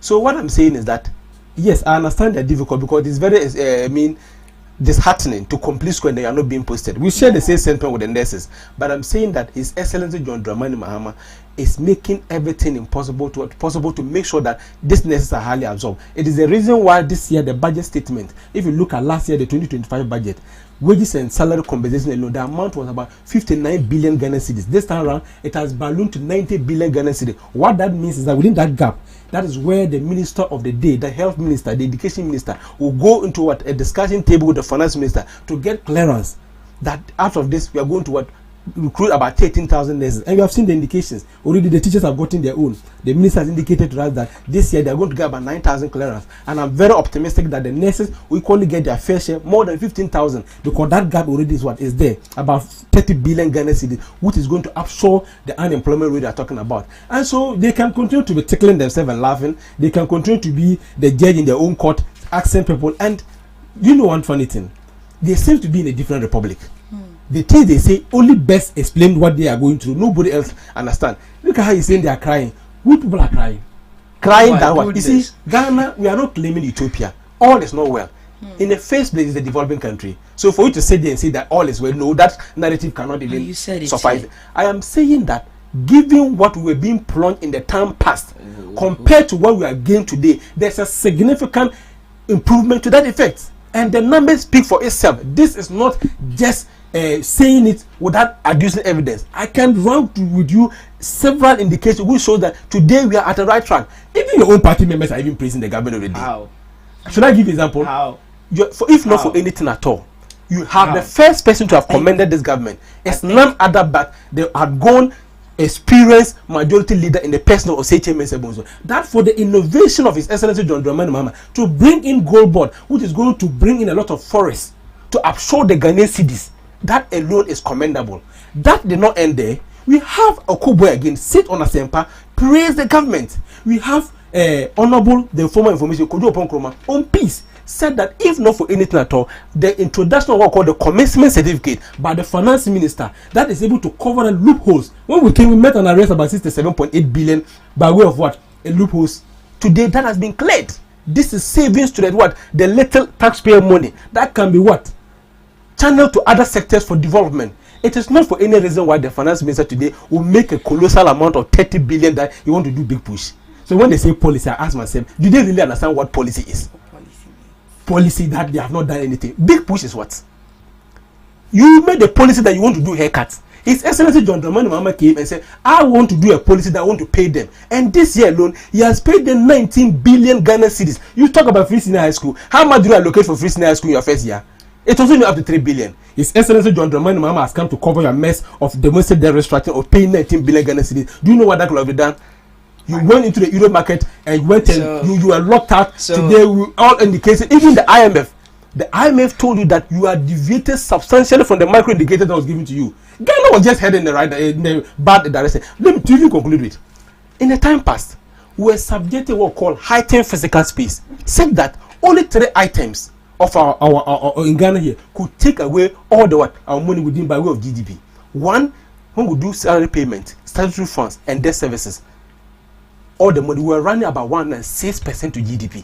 Which will tell me, in within your own person, who can survive this? Today that they are pumping money into the. I ask myself, this you see, let's be very let's respect the intelligence of Ghanaians. Do you look at it? Do you get what I'm saying? They say we are pumping 10 billion today. I see that money is sitting there. That could have been used for other things. The Bank of Governor just go and pick them. It doesn't work that way. You have to create your own forest and then make sure that you maintain the good monetary policy or currency stability, and that is the core responsibility of the Bank of Ghana. So yes, you can continue on that tangent, but the Ghanaian people are well enlightened. This time we have gone past that kind of deceptive. No, the person who goes today to buy food know that there's a change. Right. You see the person who goes to the university who has enjoyed the no free trade policy, you don't need to tell the person that you're suffering. Thank you. You see the NDC. This is how always they sit and pile words up, and it's like they've said something. At the end of the day, you see them catching themselves. You see, right now he just said, when we see a good initiative, we don't appreciate it, we don't support it. But you just said it. You see, then the NPP, we are not like the NDC.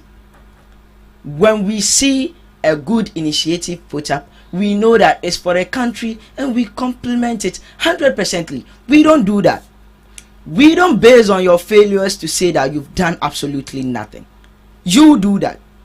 You can't say anything about our previous government, which we did, brought solid initiatives.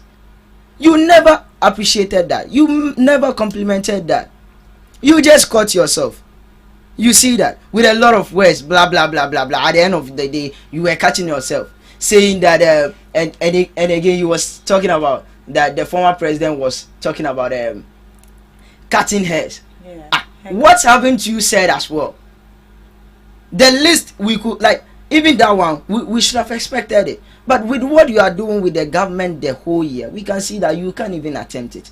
Have you forgotten you told university students that every Friday they were going to receive ice creams? You said it. You promised that. Who said that? The NDC. And I can show you from who said that? Who is the individual that said that? I'm saying that from their policy. From their I can show you right here. Hey, their policy. I can show it to you right here. The NDC themselves. They said they are going to share ice creams every Friday on university campuses. Every Friday. Relax. Please keep quiet. Keep quiet. You said it. And you saying it means that you are going to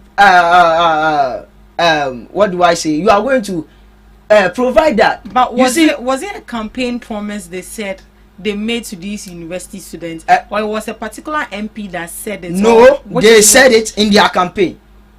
A promise is a promise. No, I'm just trying to align it with what he was saying that Nana Addo Dankwa Akufo-Addo said he was going to cut hairs or whatever he's saying, and I'm giving him a similar thing. How is it similar? You relax. Oh, that's just something like that. You said you were going to share ice creams on university campuses every Friday. Is this not the NDC? Is this not the NDC? And how factual is that? This is very factual. I'm telling you. Do you have any video that shows that? Look, let me tell you something. Let me tell you something. Because maybe, this is the first time I'm actually hearing this. Good. Maybe it's you. But I'm telling you, if you ask our viewers right now, they will tell you that the NDC said it. Because anyone at all can equally... No. It's not anyone. I saw it during their campaign. I heard it. So my sister, we went through their policy. There's no video that, or you don't know the person that said it. It's not in the video. It's from the NDC. They promised it. But if they said it, it should be captured. So I'm saying that, you see, the NDC, when you go onto their policy, they had what do we call it? Is it a lineup book or something that you could go on to see their policies there. I'm telling you, it's inside. I read it personally. So I read it personally on university campuses. You see that? If we should go over this issue, we'll go on and on. So you see what I was saying about the time. You gave him a lot of time to explain himself. You see, no. You wasted your time so much. No. Talking about matters that are not necessary. Ice cream. So right now you are telling me that it's not necessary. So the hair cutting is necessary, right? So you see, it's necessary, right? You are comparing ice cream to haircut. You relax. So haircut can't relax. I said you had your point. Relax and let me talk about mine. And I'm still on it. You were talking, and you see, I've always said this thing that the NDC always jubilate before their initiatives are started, are executed. He's talking about that they are going to pay them what they allocated monies in the budget. Are you trying to tell me that the 2025 budget, all what you kept inside, you've executed that? This are payment of relax. Please help me and keep quiet. You've not executed everything. So you can't come here and be telling us that this and that we should believe that. No, that's not how you should let us understand things. No. So all you said right now, you caught yourself. You understand? You came back and stood on words you rejected. And that's what I was just trying to let you understand. Well, all right. That's fine. Let's dive into our no, just 1 minute topic. For something. No. Okay. We should go on and on and on and on. You give them the time and we'll end up exhausting it. That's fine. So let's dive into our topic for today. So Supreme Court suspend Mandai rerun. So the Supreme Court has put a hold on the planned rerun of the Mandai parliamentary election, stopping the Electoral Commission from going ahead with the exercise for now. So the decision follows an application by NPP parliamentary candidate Matthew Nyandam, the New Patriotic Party, right, who is challenging a ruling by the High Court that annulled the December 7, 2024 election in the constituency. So on Tuesday, the Apex Court ordered that the rerun should be suspended until it finishes hearing the case. The court also directed Nyindam's lawyers to serve court documents on the NDC candidate through substituted service. So the Supreme Court has adjourned the matter to January 13, 2026, when it will continue hearing the arguments. So Nyindam is asking the Supreme Court to review and quash the High Court's judgment, arguing that the High Court lacked the legal authority to hear the election petition in the first place. He insists that the petition filed by the NDC candidate was invalid from the start and that all decisions arising from it should be set aside. After the High Court announced the election, the NPP applied for a stay of execution, seeking to stop the EC from organizing a rerun until the Supreme Court fully determines the case. By suspending the rerun, the Supreme Court has chosen to maintain the status quo, ensuring that no further action is taken until the legal issues surrounding jurisdiction and procedure are resolved. What does the NPP parliamentary candidates mean that the court should review and quash the High Court's judgment? And then he argued that the High Court lacked the legal authority to hear the election petition in the first place. What does he mean by that? Thank you once again, and let me say a very big good morning to party faithfuls, His Excellency John Dramani Maham, Professor Jenana Opukwadman, and all NDC executives and the larger base, and to my very brother, I think this is the first time. Yeah. Of course, we started on that tangent, but this is Sanko for the Inchiri. Matters about law, sometimes when you are not an expert, you thrive carefully on it. But what I know is that as far as election petitions are concerned, the body that is clothed so much with power to deal with them, I know is the High Court. And so for me to hear that narrative, I'm quite surprised.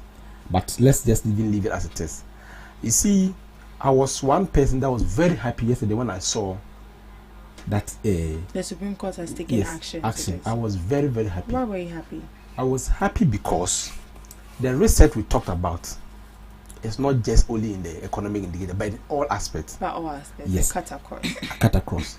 You see, I've always maintained that nobody goes to a court arguing that without the person having any pinch of substance by way of argument. There will always be some truth. So what do we need to do? Let's hear them out. And remember, these are laid down procedure one can explore as far as our legal systems is concerned. You see, the narrative out there was that, it was not going to go anywhere because they feel like the party of the day is trying to use its power to just handicap these people. But yesterday it turned out to be a different story. The Supreme Court sat and listened to them and said, okay, well, for the electoral commission, hold on. But that is not setting aside the High Court judgment that came on 24th November, if I didn't get it. So that means that the judgment from the High Court still holds? Still holds. Remember, the judgment gave 3 cardinal points by way of what? Its judgment. That's the High Court. One was that the whole election at Bandai should be null and void. The MP cannot therefore carry himself as an MP, for which after 7-day window period, the clerk have to inform the speaker, then the seat declared vacant. And the speaker and then the clerk has done that according to what? The standing provisions of the Constitution. But, and then also to tell the Electoral Commission that there's a vacant seat. So proceed to conduct a new election. It is what the Supreme Court is saying that they should hold on to that. Are you getting it? So now, this is the time. You see, I've always heard the MP argue that the man is going to file a state of execution. But the mere filing of a state of execution does not, in any case, stop or inhibit the High Court ruling that came out. So that means the election can still go on? No, the election still cannot still go on because that's the pronouncement categorically said by the Supreme Court. That one cannot happen. But I'm saying that the state of execution still does not hold here. Unless, of course, you get to arrange a court to first of all listen to that because it's an application. Yes. They have to listen and then bring judgment, which If the judgment say otherwise, then it nullifies the original decision that came from the High Court. Because in any case, yesterday I heard some legal experts argue that even within the 30-day period they given to the Electoral Commission, they can even write for an extension. That look, given the time period, we are not ready enough to conduct a new elections. So the Supreme Court is only saying that, hold on, let us exhaust all this matter. And I think that's what they were crying. But see, I want to hear what they will say today. In Parliament. No, they are communicating. I want to hear. Because as and when the judgment came, to the point that even their minority leader was nearly cited for contempt of court. You know, one trademark of them now is press conference. He organized press conference and said very despicable, bizarre about the court. What did he say? Just saying that the government of the day is using everything, trying to, because you have the power. You know, they in their time, that's what they're good at. You know, he has a unique record that it will never be broken anywhere in this world. To arrange the Supreme Court a day and get the ruling, it is none other but Afenyo Market who has that record. So he thought that same thing is playing out in the next administration, which is NDC. So he was accusing that the government did not listen. I mean, unparliamentary words said about the judiciary. But today, the same court you bastardize has granted one of your requests for you by saying that there should be a stay of what the Electoral Commission should hold on as far as conducting the elections what is concerned. What are you going to say? But the good thing is that the judicial system should work in that way so that they can be trust and confidence. In the time past, when you even pick 10 people and ask them that do they trust in our judicial service, 8 of them will tell you no. Because we have a unanimous FC. Everything you could just predict that this case is going this way, and certainly.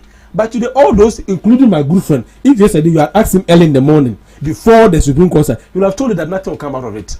Until you saw he chanced the news item that the Supreme Court has ordered that you should hold on as far as conducted. So for me, I am really happy, and I think that as country that have subscribed to rule of democracy or rule of law, anybody or any individual who try to advance say, I have always supported the person. We should not pick arms, we should not pick cutlasses, but let's go through the legal process. And if the Supreme Court within their own wisdom feel like there's something for them to hold on to election, I clearly support that.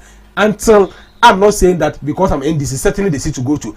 But my point remains that wherever there is infractions by way of CI 127, the regulation, if there's an infraction, it must be kept in the rightful place. Because here they say that why are we using the seat for? So I asked them that, so if it is your brother who is the NDC parliamentary candidate, and you know that on the face of the evidence I provided, he is being cheated, will you sit and say that the NDC has a lot of seats for which they should not conduct? Right. So let's applaud that. I'm happy the rest of Ghana is happening, and then we are seeing some of this thing, especially playing out in the judicial service as well. Thank you. I'll come back to you. Let me hear from Sherry. How do you feel about the ruling of the Supreme Court?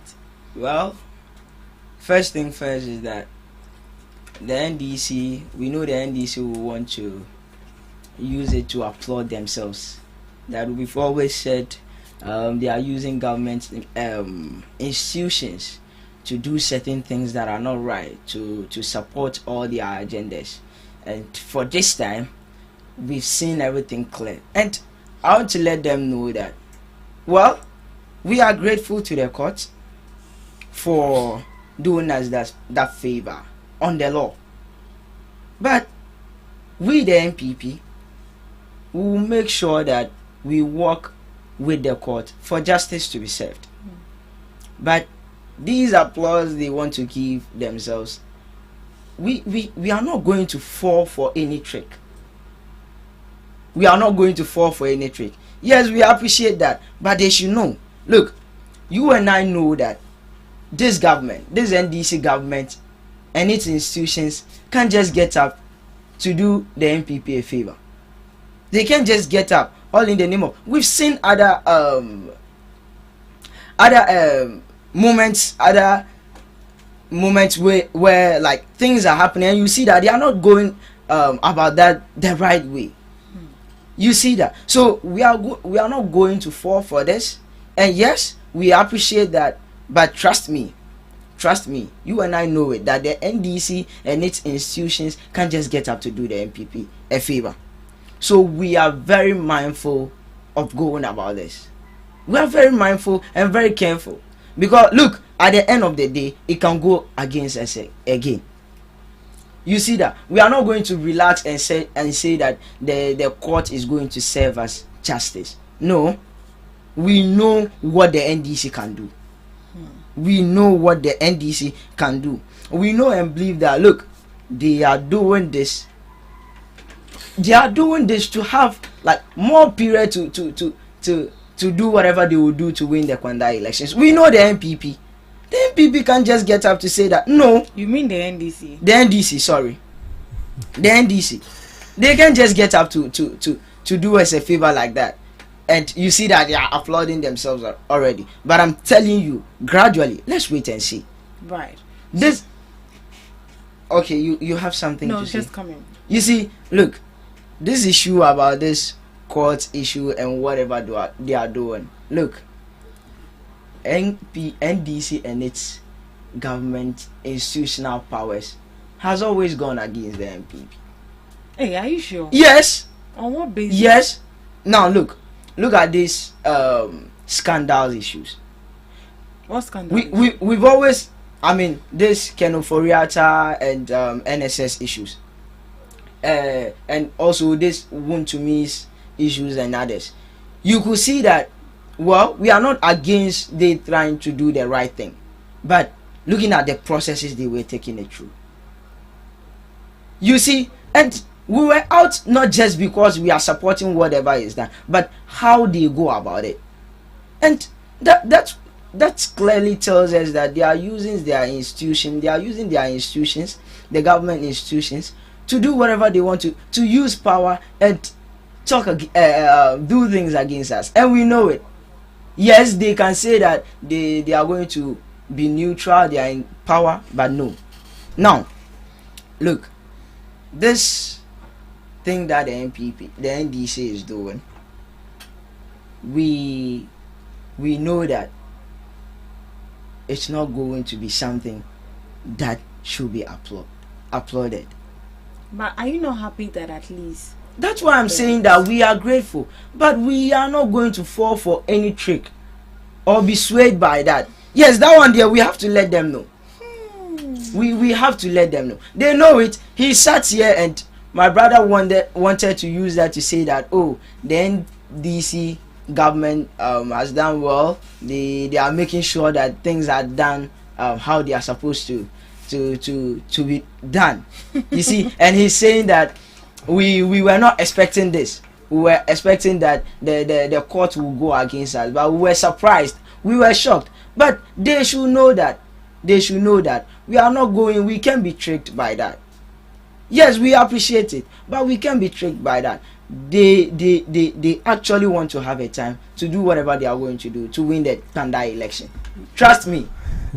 Trust me. And that is not going to help the Pandai people. And trust me, they've started hearing comments from Pandai and they've seen that now, if we go to the election today, it won't go well. The NDC know that.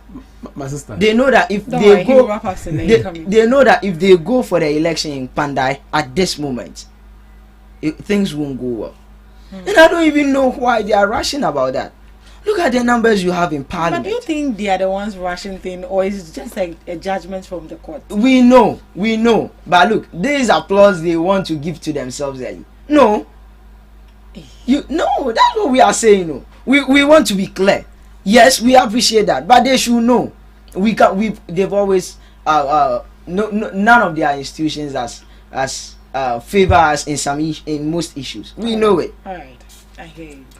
You see, today any NPP person listening to my brother will find it difficult what he's trying to say, because he says this. We appreciate it. We cannot be tricked. Let me make this point emphatically, that the democracy we subscribe to has no room for compromises by way of emotions. The law, the standing orders, the procedure must be followed as far as election or democracy is concerned. In the first place, is it NDC who went to the court for saying execution? Is it NDC? It is your party that went. First of all, you filed an application that the court should even, the higher court, the appellate court, should quash the ruling of the high court, and then also to give stay of execution. And you went to the Supreme Court that at least as far as the conduct of the election is concerned, they should hold on. The court has granted you that. You sit here and say you cannot be tricked as though it is the NDC that prepared that and sent to the court and it has been granted. It is you, that's your request, and the court has granted you that. But you see what their problem? My sister, in the time past, you remember the 2022 budget when the e-levy issue came up? Yeah. You know, the first, it was rejected by the NDC. You know, that was when we had the hang parliament. Yes. The same number, the same methodology, the same procedure, NDC rejected the budget. They came, used quasi ways, other ways, and then said no, and use the same number, the same procedure, and then approve the budget. The then minority leader, Honorable Haruna Eduso, together with Samuel Ekojota Blakwa, went to the Supreme Court. Till date, as I speak to you today, nobody has started on that matter. Yes. So when this issue begin to play out, they think that because of what they've done, the NDC is going to repeat same. That notwithstanding, like I just cited in the case of Atofos, Afenyo Market, where else will you hear this thing happen? When Jaji case happened, when we're in this country, look at the mental agony this man went through. And that time, I've always said that Ghana had recorded several by-elections. But if you're looking for one critical by-election that any party would need, it is the Jaji by-election, especially the ruling party of the day, the MPP. Because by then, Adwa Safo was in America doing a TikTok. So they needed the numbers to do all manner of things. But the NDC, as and when we had exhausted every legal procedure available to us, and they asked us to go for a run, you had everything on your side. You sent money. And you remember the famous song? You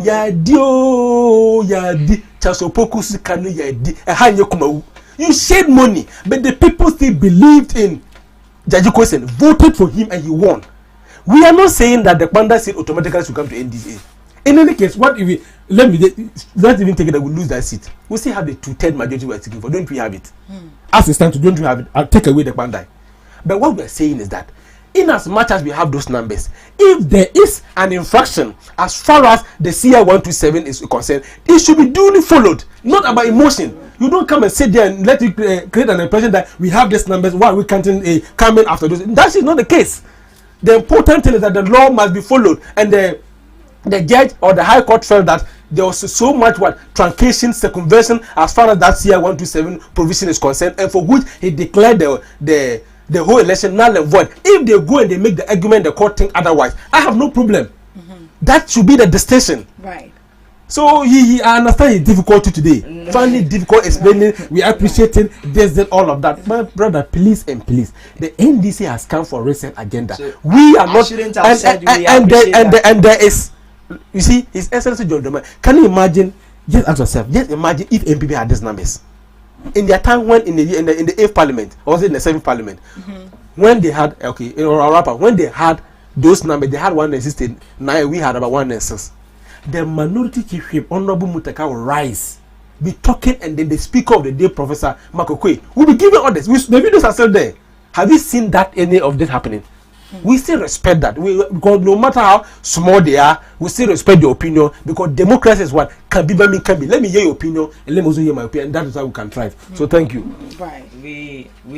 Our minority. You want to respond to what? There's nothing to respond. What do you mean? Respond? No. My sister, let's be. He can't respond to anything. I just want him to understand that. All right.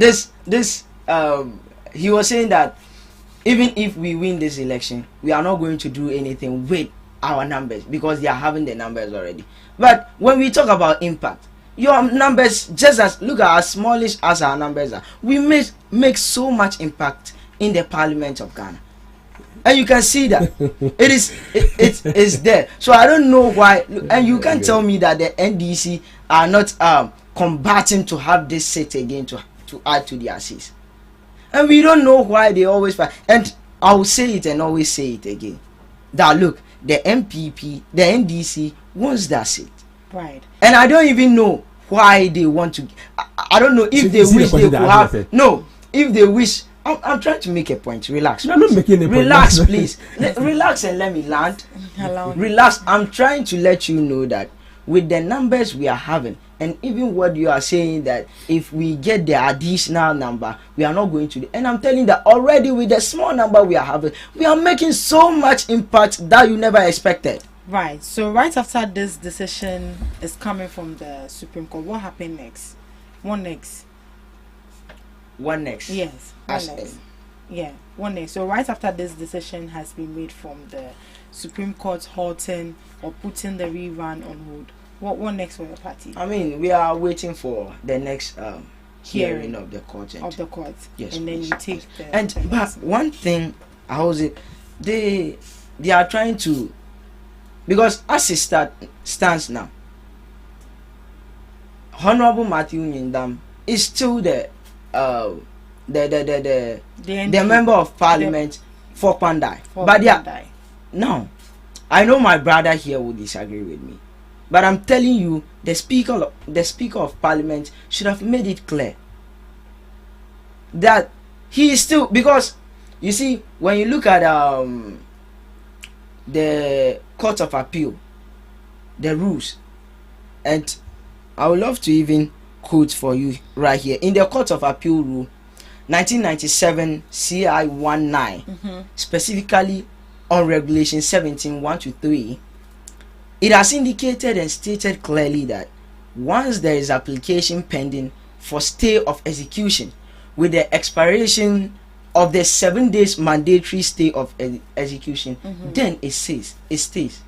What stays? So you can see that the man is still the member of.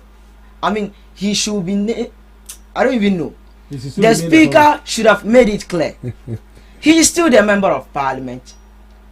We are not going to tell him to do that, but he should apply the law. With regards to the Court of Appeal rules, I don't even know what my brother is trying to say about that. But if you are going to apply that rule, he's supposed to be named the current member of parliament for Pandai. No, he's getting it wrong. You see, why? You see why I say he's getting it wrong. So in the 13th, the High Court has set 13th for the ruling of the Supreme Court. The Supreme Court, yes. For the pronouncement on the following the motion they filed, yes. So if you are saying that he still holds himself as an MP, why are they going to sit there on 13 for that ruling to come again? The ruling or the judgment that will come is to, first of all, as wanted to affirm the High Court or to cancel it. Yes. So as I speak to you, the Tamale High Court, by way of nullifying the whole election, by way of telling them that the member of parliament Martin cannot hold himself as an MP, still holds. And remember, so we hear from the Supreme Court precisely for them to direct otherwise. And it is the reason why the constitution make it clear that after 7 days, because one assumes that in pharmacy we call it what we call the patent period. What it means is that within that 7 days a lot of things can happen. But once the 7-day window is due, the clerk together with the speaker have to inform EC that there is a vacant seat. So still, what the clerk declared that the seat is vacant still holds. The only thing is about the conduct of the election, and I even indicated to you that even in as much as the constitution explicitly states that 30 days you have to run an election, the EC, the governing body, can still write that no, I cannot conduct the election, to extend it. That is all what the Supreme Court has done. So as we speak today, Martin Nyindam cannot go to the floor of parliament. He cannot hold himself as a member of parliament because the Tamale High Court ruling still holds. Nothing has changed until 13th. The court direct otherwise. If not, as I speak today, that ruling still holds. So looking at all this issue, would you say that this ruling is promoting democracy or is delaying justice? Democracy is highly advanced because I've always said that these are two major stakeholders are dealing with. Yes. You have a ruling has come out. Yes. So it is in the same wisdom. That's why the court envisaged that in matters like this, one party will not always be satisfied. So they provided other alternatives. So if the third party is not happy and then you want to explore those alternatives, why not? Let's welcome it. So we should not just expedite matters at the expense of somebody. If it will take time, and at the end of the day, justice or fairness is safe, to me that should be very paramount. So democracy is highly advanced. It is the reason why if you give him the whole day, he cannot say anything. He will contravene himself. You know what he's doing. He's not doing what called merry-go-round. He goes around, come and applaud the government. We cannot track this. But today, any decent or any meaningful Ghanaian knows that that kind of interference from the executive is no more there. The separation, clear distinction of powers with respect to what the arms of government. So it is the reason why the court, in as much as we are everything, we could have, by logic, by reason of parity, but the court felt that okay, why not? Let's hear them out. Let's wait, hold on with the process. We are not rushing. So after all, we don't need to see badly, like I said. They will keep on saying we don't know what to say. So in your submission, all you want to say is that this is rather promoting democracy, precisely, but not dealing with yes, because what do you make of it as well? I don't agree with him. Okay, so you can share your opinion. I don't agree with him. He's is rather promoting democracy. Yes. Look, don't you think if it's not promoting democracy, they wouldn't even want to even hear from you? I'm telling you that the NDC are already applauding themselves so much with this issue. I'm telling you. Look, you see this issue, they are saying that we won't have anything to say. But I'm telling you, we know the NDC. We know that with whatever has happened, it has come out being so obvious, looking like the NDC and its government have served justice. But we know. That's what we are saying. Okay. So yes, they can say that we don't have anything to say, but we know. You know what? We know. What do you know? We know, and you know we know. What? That is what I'm saying. I've said it already. All right. I've said it already. So lastly, what are your expectations for the outcome for this particular case? Yes, I'm just expecting that the High Court will uphold the rule of law to serve as justice. Right. Mr. Emmanuel. As far as I am concerned, given the evidence provided by the NDC at the Tamil High Court, for which they based on it to make the first pronouncement, I am very optimistic that if same thing is presented to any court in Ghana here, they are going to affirm the decision of the High Court, because, like I've always stated, in everything we do, we are governed by rules and we are governed by laws. And so if you go there and arrange a different coalition center without the knowledge of a major stakeholder here in the person of the NDC parliamentary candidate there, and go and declare Martin down as a winner, how do you expect this elections to be held? And I've always said that, look, my sister, when we have about by-elections, electoral commission officers that do those things, they should be take the full rigors of the law. You know why? How can you go and circumvent the people's will, the very person they want them to represent them in front of parliament? If by there, fair enough, but by way of election malfeasance is the reason why I've always said that that man who declared our MP Abilikuma Central, where Patrick Boma belongs to, you know, first of all, it was declared for NDC, and then later when they did the coalition, it was declared for Patrick Boma. In as much as I'm an NDC member, that should not be entertained. We need to call those people together, because we should not always at any point in time try to circumvent the will of the people. That is very dangerous to our democracy. So for me, I think that nothing will happen. This what would like the rerun, it will happen. Whether in 2028 it will happen, and the NDC will go and take it, not just because we are in party in power, because if in the time past this Assembly Common Fund the whole year a constituency received 2.9 billion. Okay. This year alone, quarter, second quarter, that will be fun. We are receiving 50 billion. Right. Do you know what that can do to the local economy? That will be for another day. Thank you so much, Mr. Emmanuel. Right, let's move on to our next topic for discussion. Minority calls on Mahama to reshuffle ministers. So the minority in parliament is urging President John Dramani Mahama to conduct a ministerial reshuffle, citing concerns over the absence of key ministers from parliamentary business.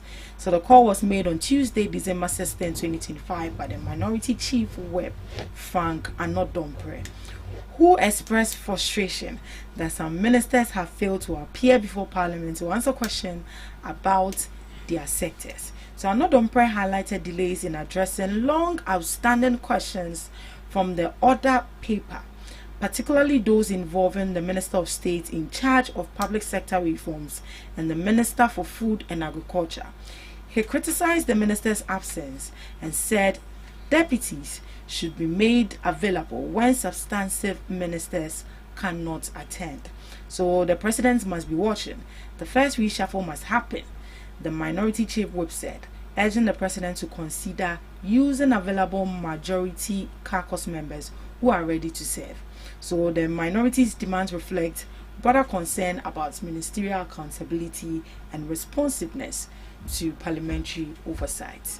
But if my question is, if ministers are not are not able to attend parliamentary proceedings. Do you think the better way to resolve this issue is reshuffling them, or there's another alternative this issue can be sorted, as the minority is calling on the president to reshuffle them? It's very interesting. Very, very interesting, because you ask yourself that they said, especially the MP who is speaking, as though he's a first-time member of parliament.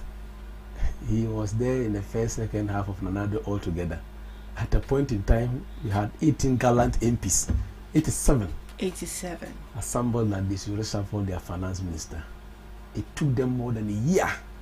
I never saw another president came out with this beautiful write-up to the president, his own president, because that would have been very easy, two of us. Because Bade was the chief whip. So getting access to your president was not going to be a difficult task. He didn't say anything about that. But that is not to say that, you see, the constitution provides that, or makes it clear that about 40% of your ministers should come from the floor of parliament, or should be members of what parliament. They know. Please take that again. I'm saying that the constitution says that 40% of every government, even some even say 50% of ministers should be members of parliament. Members of parliament, right? And if you want to even quantify that to percentage wise, especially in the past government and this government, the percentage is even more than 50%. How many ministers are not MPs? It's just a few. Most of them, are you getting the point I'm making? Most of them are MPs. What are the point I'm driving at is that once a minister, there are critical things you can ask for by way of reshuffling. Okay. One, when the minister is incompetent. When the minister is engaging in fraudulent by way of corruption activities. Those are fair, legitimate. So I was very fastidious of your reading. I was listening and I was waiting for these two words. And thank God none of them appeared from a major opponent, because it's very easy to make those criticisms or to point out those points. He says that they are not available in time to answer questions. That is fair. And he raised another thing that I want to applaud. What?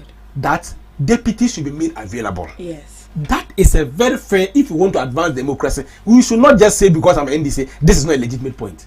But that in itself is not sufficient for him to gather the marshal, the infantry, to tell His Excellency John Dramani Mahama to change the agriculture minister and bring who? You are changing Eriko Poku and bring who? This man, look at food inflation. Do you know how much it has dropped? In the time past, we owing maize. Maize? Yes, to ECOWAS. It is this agriculture minister together with that has collaborated with the Ghana Armed Forces to pay off that debt by way of we owing basis to the ECOWAS. Today, you see, you are surprised. These are realities. This is what we came to meet. So when you hear them sit and then they are crying, I ask myself, what kind of mischief will this be? My sister, change agriculture minister. When food inflation was around 28%, today it is in the single-digit numbers. Look at the reforms alone that has come to the agri sector. Look at the good fragrance. He has launched what we call the Operation Feed Ghana. Then Kokon Keten. He has gone with his own dexterity and then exploitation to get investors to come and build one of the significant monumental edifices by way of what the processing of the Kokon Keten. That is going to create jobs. These are the ministers we want. Yes, Eriko Poku, make your deputy available and go and answer questions. That I won't begrudge. Because in the follow said that in democracy, one key fundamental principle that drives is what? Accountability, and then also what? Being available for the people. So if the minority is raising this point, that is fair. There's a change with the public research reforms. Look at the reform that is happening. Are you not surprised that for about 1 year now, my sister, you have not heard anything by way of corruption-related activities? Aren't you surprised?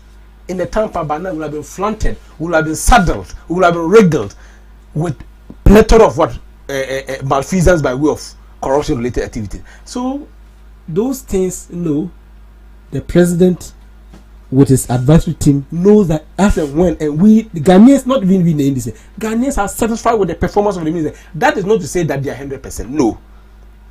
As and when the infractions happen, we can always raise questions. That is the beauty of democracy. One of the beauty of democracy is to have your opponent, but the opponent has a fiduciary responsibility to offer constructive criticism, not criticism that are born of emotions or that are based on malice, like way of calling for reshuffle. If there should have been an advice, if I saw another in the time past, advise Akufo-Addo to change Ken Ofori-Atta. I would have been happy. If in the time past I saw another Dompra advise Akufo-Addo to change Akoto, who sent us over 4.7 billion by way of fighting crops, it all turned out to be an issue. Who in his time they brought fertilizer to supply to farmers, which is written on it, strictly not for sale. What happened? He connived with the War Regional Minister and they were exporting it to other neighboring countries. Did you hear that or didn't you hear that, my sister? Did another umbrella write to the minister, go for the president of the day to change them? So it is a point that cannot hold water. It cannot be substantiated for. But then, if you want question, but remember this argument came up. Sometimes they file a question that they even want to know the number of shrines in Ghana. They want to know the number of shrines in Ghana. So the minister maybe has some engagement. He has to come to the floor and answer this question. There's a time period for which you can ask those questions. So you both all them together. They come there happy and then to answer. And then there's a praises of our ministers. A typical example is the road minister, Mr. Boja. Every blessed day he's there. Don't you see Ato Forsen sitting with his friends in the floor of parliament? The deputy finance minister is always there. Most of the ministers, when the opportunity is there, they go to the floor of parliament. So I'm not done prayer. I understand him. He wants to please his party. But like I said, I mean, it's not sufficient enough to call for reshuffle. To call for reshuffle. Minority people. Sheriff. My brother. Your people are calling for reshuffle. You see, yes, and I'm supporting that.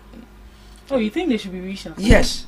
Because they are not always available. Yes. So you see, the NDC government, with this, their reset agenda they say they are bringing on, what they are doing right now doesn't tally with their reset agenda. So just imagine Parliament wants to take an issue on, they want a minister to be there, answer some questions, or come so that they know how to go about things, and the minister is not available. But do you think that alone is concrete to call for? It's not that alone. Okay. It's not just that alone. But other ministers are there that are not doing things as they are supposed to do. Yes. So you see, the MPP, these ministers are supposed to be around when we have serious issues to discuss. But they do things anyhow and think no one can ask about that. So our MP saying that there's a need for a shuffle. Yes, there's a need. We are trying to let them know that we are serious about whatever is happening in the country. The parliament, the minority caucus of the parliament is very effective, and that is why they are bringing this on. They are not just saying it. You see that? Look at Samuel Ablakwa and Sam George and Co. Look at them. He was saying that it has to be either corruption or fraudulent acts or what again, all sort of things he was saying. That he should add disgrace to the country. Some of the ministers, and he was talking about incompetence. And I can tell you that with some actions of some ministers, we can call it incompetence. What are some of them? Yes, look, Samuel Ablakwa. Yes, Okujato. I'm telling you, look, sometimes he comes out to talk about some issues and you don't understand. You don't understand. Everyone doesn't understand, if not for the MPP who are supporting their minister, even if they are not doing things right. Now listen, look, sometimes he can boldly come out and blatantly tell a lie that you don't understand, and that poses a big disgrace to not only the NDC government but the country. What one lie? Just look at currently this. Is it the Israeli? This, yes, please. He came out and said that the Israelites have apologized to Ghanaians for this. Meanwhile, it was a very big lie, blatantly. You see that there is a very big disgrace. It shows incompetence.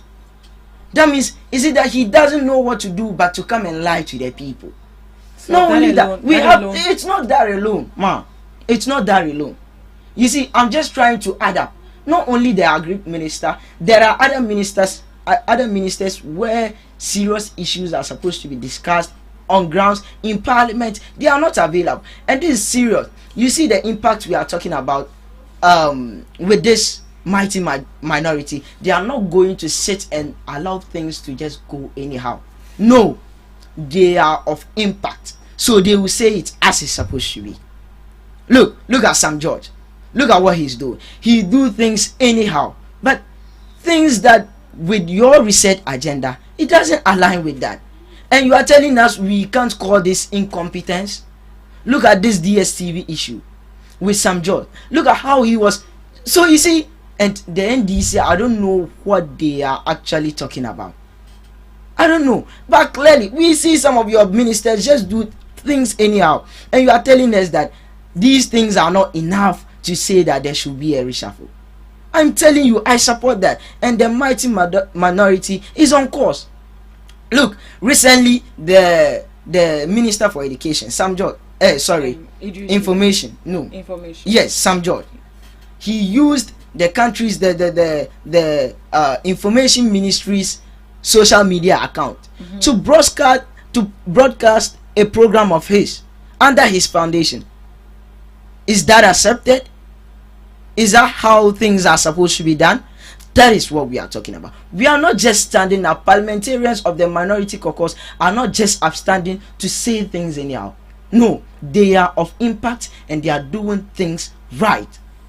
So I'm telling you, nothing is wrong with that. Some ministers are of some characters that, yes, if they don't take the country serious, there should be a reshuffle. Nothing is wrong with that. That is very true thing, and we support that 100%. I don't know what my brother is going to say about that, but because he's an NDC, he will pretend not to see that. But look, there has been acts of some ministers that I'm telling you, they themselves, their research agenda, it doesn't tally with that at all. So what are you saying? What are you trying to say? It is a big point, and he's trying to consider or become with the fact that the deputy minister is not around. So just imagine, what excuse? Minister himself is not around, deputy is not around. Why? And you boldly say that you are resetting. How are you resetting? You reset each and every day, and we don't see the effect of the reset. You come in as messiahs, but you tend to you turn Jews to punish the Messiah. I'm telling you, I don't know what at all the NDC think they are doing, and I'm telling you, this majority should be the minority of parliament should be appreciated. They are doing very, very well. That Ghanaians wouldn't have expected the performances they are bringing on with their numbers. They are doing so well, and they are backing that up with evidences, and we can see that. So why are you talking like you don't see these things going on? Why? So one of the flagship programs we have in our manifesto is the 1 million coders under the information ministry, and Honorable Sam George is executing that into perfection.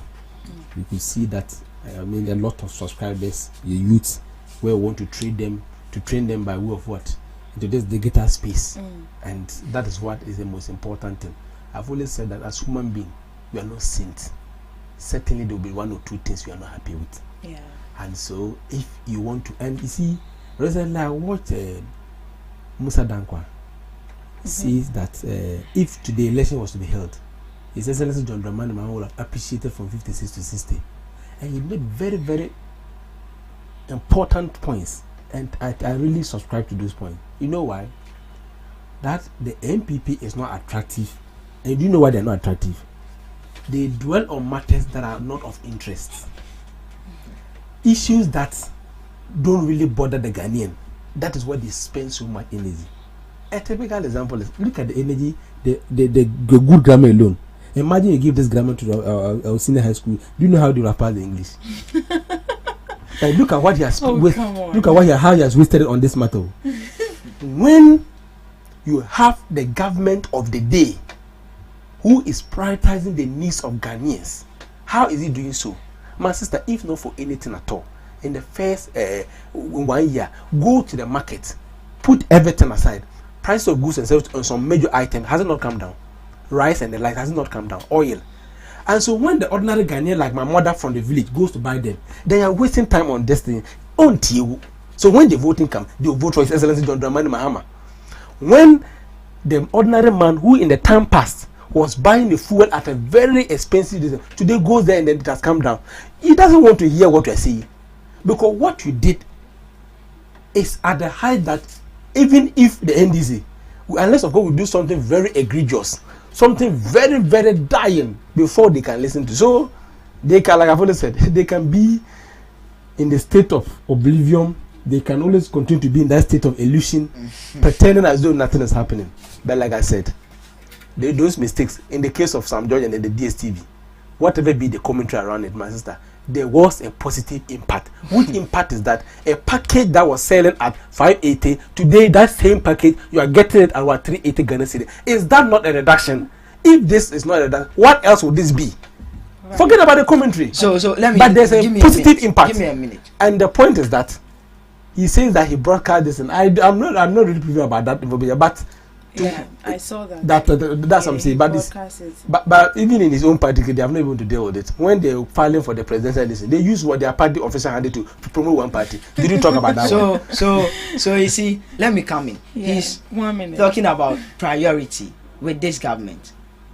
If the NDC government were considering priority, then we wouldn't have seen whatever is happening today. You prioritize sanitary pass over the ordinary employees you came for, the ordinary employees you promised, the nurses you promised automatic posting. Are you saying the sanitary pad is not? It's important, but trust me. Let's look at priority, my sister. Let's be honest. Let's be honest too. Let's be honest. Relax. The jet that you people were saying that it wasn't time for us to get a jet and that the economy wasn't going on so well. I don't know if the NDC is thinking that now the economy is on solid grounds and they want to get a jet. But what I'm saying that if the NDC were considering priority with the way they promised that they were going to have the ordinary Ghanaians at heart, I'm telling you, they wouldn't have chosen a new jet over nurses and teachers that they are supposed to pay their allowances and employ them. Okay, so briefly, look, I don't even know. I don't know why they are saying this. Right. So briefly, what do you think Parliament can do to enforce that ministers are always on the floor of Parliament? There cannot be any because at the end of the day, the minister has also a mandate to execute. You know, even within our own. But there should be a way they should balance that. That's why I'm saying that it is not for any reason why the Constitution says that the ministers will come from the floor of Parliament. They know that they foresaw some distance happening. But I'm saying that you cannot file a question that will come and tell you the number of shrines and expect the minister to leave his whole ministry and come answer that question. Questions that matters to national development, they will appear and answer.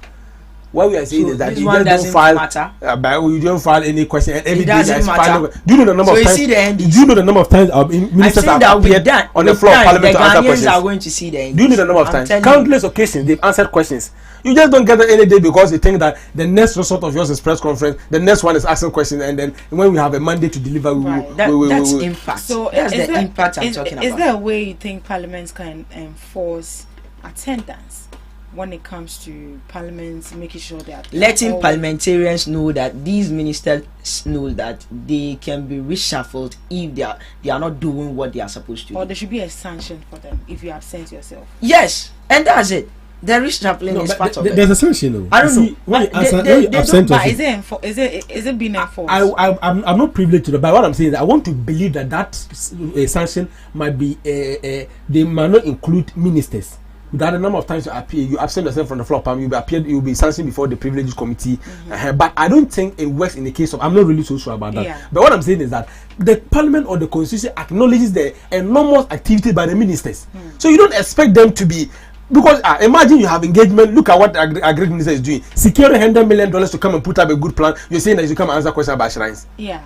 Are you done with your submission? There's nothing you see. That's what you always think. I don't even know. Right. Are you done with your submission on that? I don't even know. Look, I'm telling you that. Look, these ministers, and I'm telling you, you realize that this thing that the minority has brought up will create a notice that the ministers have to take their jobs serious. We need them in the parliament, so they always have to make themselves available, if not for health issues. But are you trying to tell me that those reasons why we need them in parliament are not part of their ministerial responsibilities? It is part. So what are you saying? All right. Okay. Let's look at our last topic, then we call it a wrap.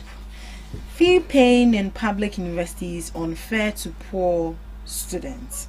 So there's been a growing concern and a debate in Ghana over fee paying programs in public universities, with critics arguing that the system is being unfair to poor students, but qualified students. They are poor, but they are qualified. While universities say fee paying helps raise funds due to limited government and get fund support, education stakeholders and students groups warn that it widens inequality and limits access to higher education. So the issue has renewed calls for increased state funding and fairer admission policies to ensure that equal opportunity is made available for all students. If indeed we are in a public school or a government school, why should students still be paying, like fee paying, for them to be enrolled in schools, if indeed the government is paying for that? No, they're saying it's fair. It's not fair to poor students. Yes, it's not fair to. I don't understand that. Yeah, so they said the system is being unfair to poor but qualified students, because fee paying is more or less like the government doesn't come into support at all. Okay. You are qualified, but you simply can't pay for it because the prices are very high. Yeah. And my question is, if indeed the government is footing for government fees and then all of that, why should we still be paying for fee paying? Because it's very outrageous. I don't know if you've seen some of the prices of. Yeah, I've seen it. Especially, I'm a student of pharmacy, and I know very expensive. Good. So you see, that is why you have a proactive government who is thinking of the ordinary Ghanaian. I've always said that His Excellency John Dramani Mahama, this is second coming. All walks of life have benefited. You know why, my sister? If of course His Excellency John Dramani Mahama started with the progressively free senior high school. His Excellency Nanado came and they made it for all of us free. It is applaudable. You say that people find it difficult to pay free senior high school, they go. Now fee paying, His Excellency John Dramani Mahama is saying that under the guise of the no fee stress policy, so that we can also help this poor, so that first year's money you are going to pay, the government is going to absorb that. It is the reason why in the 2025 budget, the government made an allocation of 300 million Ghana cedis, not allocation of those were money paid even by way of first and second quarter. That benefited over 150,000 Ghanaian students across all the tertiary institutions, be it at the nursing training college, be it at the university, the polytechnic, all of that. It did not end there. Then the president said that after I paid that amount for you by way of absorbing your lesson, you that was going to you that is attending the nursing training college, I've allocated or I've released 462 million Ghana cedis to help you by way of called allowances. All of this is to reduce burden onto you, because upkeeping alone is very expensive. So the other money that we used to pay other fees, no, government is supporting you there, and this time it is coming on promptly. And you the one that have enjoyed the no free stress policy, those that are attending the teacher training college, government is saying that I've also paid 262 million Ghana cedis by way of teacher training allowance. You the one that is going to the university, they are going to make an available what called the student loan, so that you go there. In the time past, people were getting 900 Ghana cedis. This time around, it has increased to about 2,500 Ghana cedis. That alone is going to be helpful. He's saying, this is a practical example happening. Because how? So I don't even know. So what I'm saying is that. So what I'm saying is that from the no free stress policy that is going to be paid by the government, you the one that going to the nursing training, there's another huge allocation. And this year alone, last year we paid 462. This year we have made an allocation of 474 million Ghana cedis by way of what? Allowances to the nursing training college. This year alone, last year we made a budget allocation of what? 537 for the no free stress policy. This year it has increased again. It tells you that the government is acting promptly, so that you the one that is poor with some of this cushioning, at least it can help you to equally have a good or be on the same hands with the rich. Because it's true, because if you go into the public university, especially with the health program, it's very expensive. It's very expensive. And so with this initiative, imagine the government pays your first fees for you, enroll into the student loan, that every semester you are getting over 2,000 Ghana cedis. That alone with your little savings can let you complete the program. So yes, it's a good call, and the president already has, Mahama envisaged what the people will ask in the future. So he started answering them the day before. So he started answering this question, and today it has come out to meet it. So what is what we call a blessed coincidence. Coincidence that yes, we create a fair environment for them, and we are acting so. So my sister, this call I supported. But the president is also working on it. That is why the no free stress policy has come, and that did not end there. We are saying that we are going to make. I don't my brother, let me laugh. You said our time is not. Relax. Let me conclude. Don't worry, you have equal time. I'm saying that is why the president says that he's launching a policy called the free tertiary for persons with disabilities, and we have made payment of 25 million Ghana cedis. All these are measures to mitigate to meet the needs of the poor. This can only be done under the affable and good leadership of none other His Excellency John Dramani Mahama, and all is because today we have a finance minister who, even as and when the IMF has projected that Ghana should move our debt to GDP to 45% in 9 years, Atufo said no, 9 years is too much for me. I will do that in the space of 9 months. All right, thank you, Mr. Emmanuel. Shave. I don't know. I expected. You know that everything he doesn't know, like it's like everything. No. It's not. I'm trying to talk about what you are saying. I don't know why you are saying so. So you have 8 minutes. Okay. I don't know. At the same time. Yes. More than I'm even sure it's more than that. Oh my sister. But there are not of things. My brother, it's more than that. I'm telling you, it's more than that. The producer is laughing that he didn't. I'm telling you. Can you see his face? I'm telling you that it's more than that. Look. The reason why I'm saying I don't know is that I don't know why my brother is saying this, and I won't blame him because the NDC doesn't look at the ordinary Ghanaians like he always claims. I've said it times without number on occasions where we can clearly see that the NDC is not prioritizing the ordinary Ghanaians, the ordinary employees, the people that they said they were going to have at heart. Now, with this issue, I don't know maybe whether my brother is coming from a rich home, but this issue, you should have tackled it and not considering that your government is doing this and that.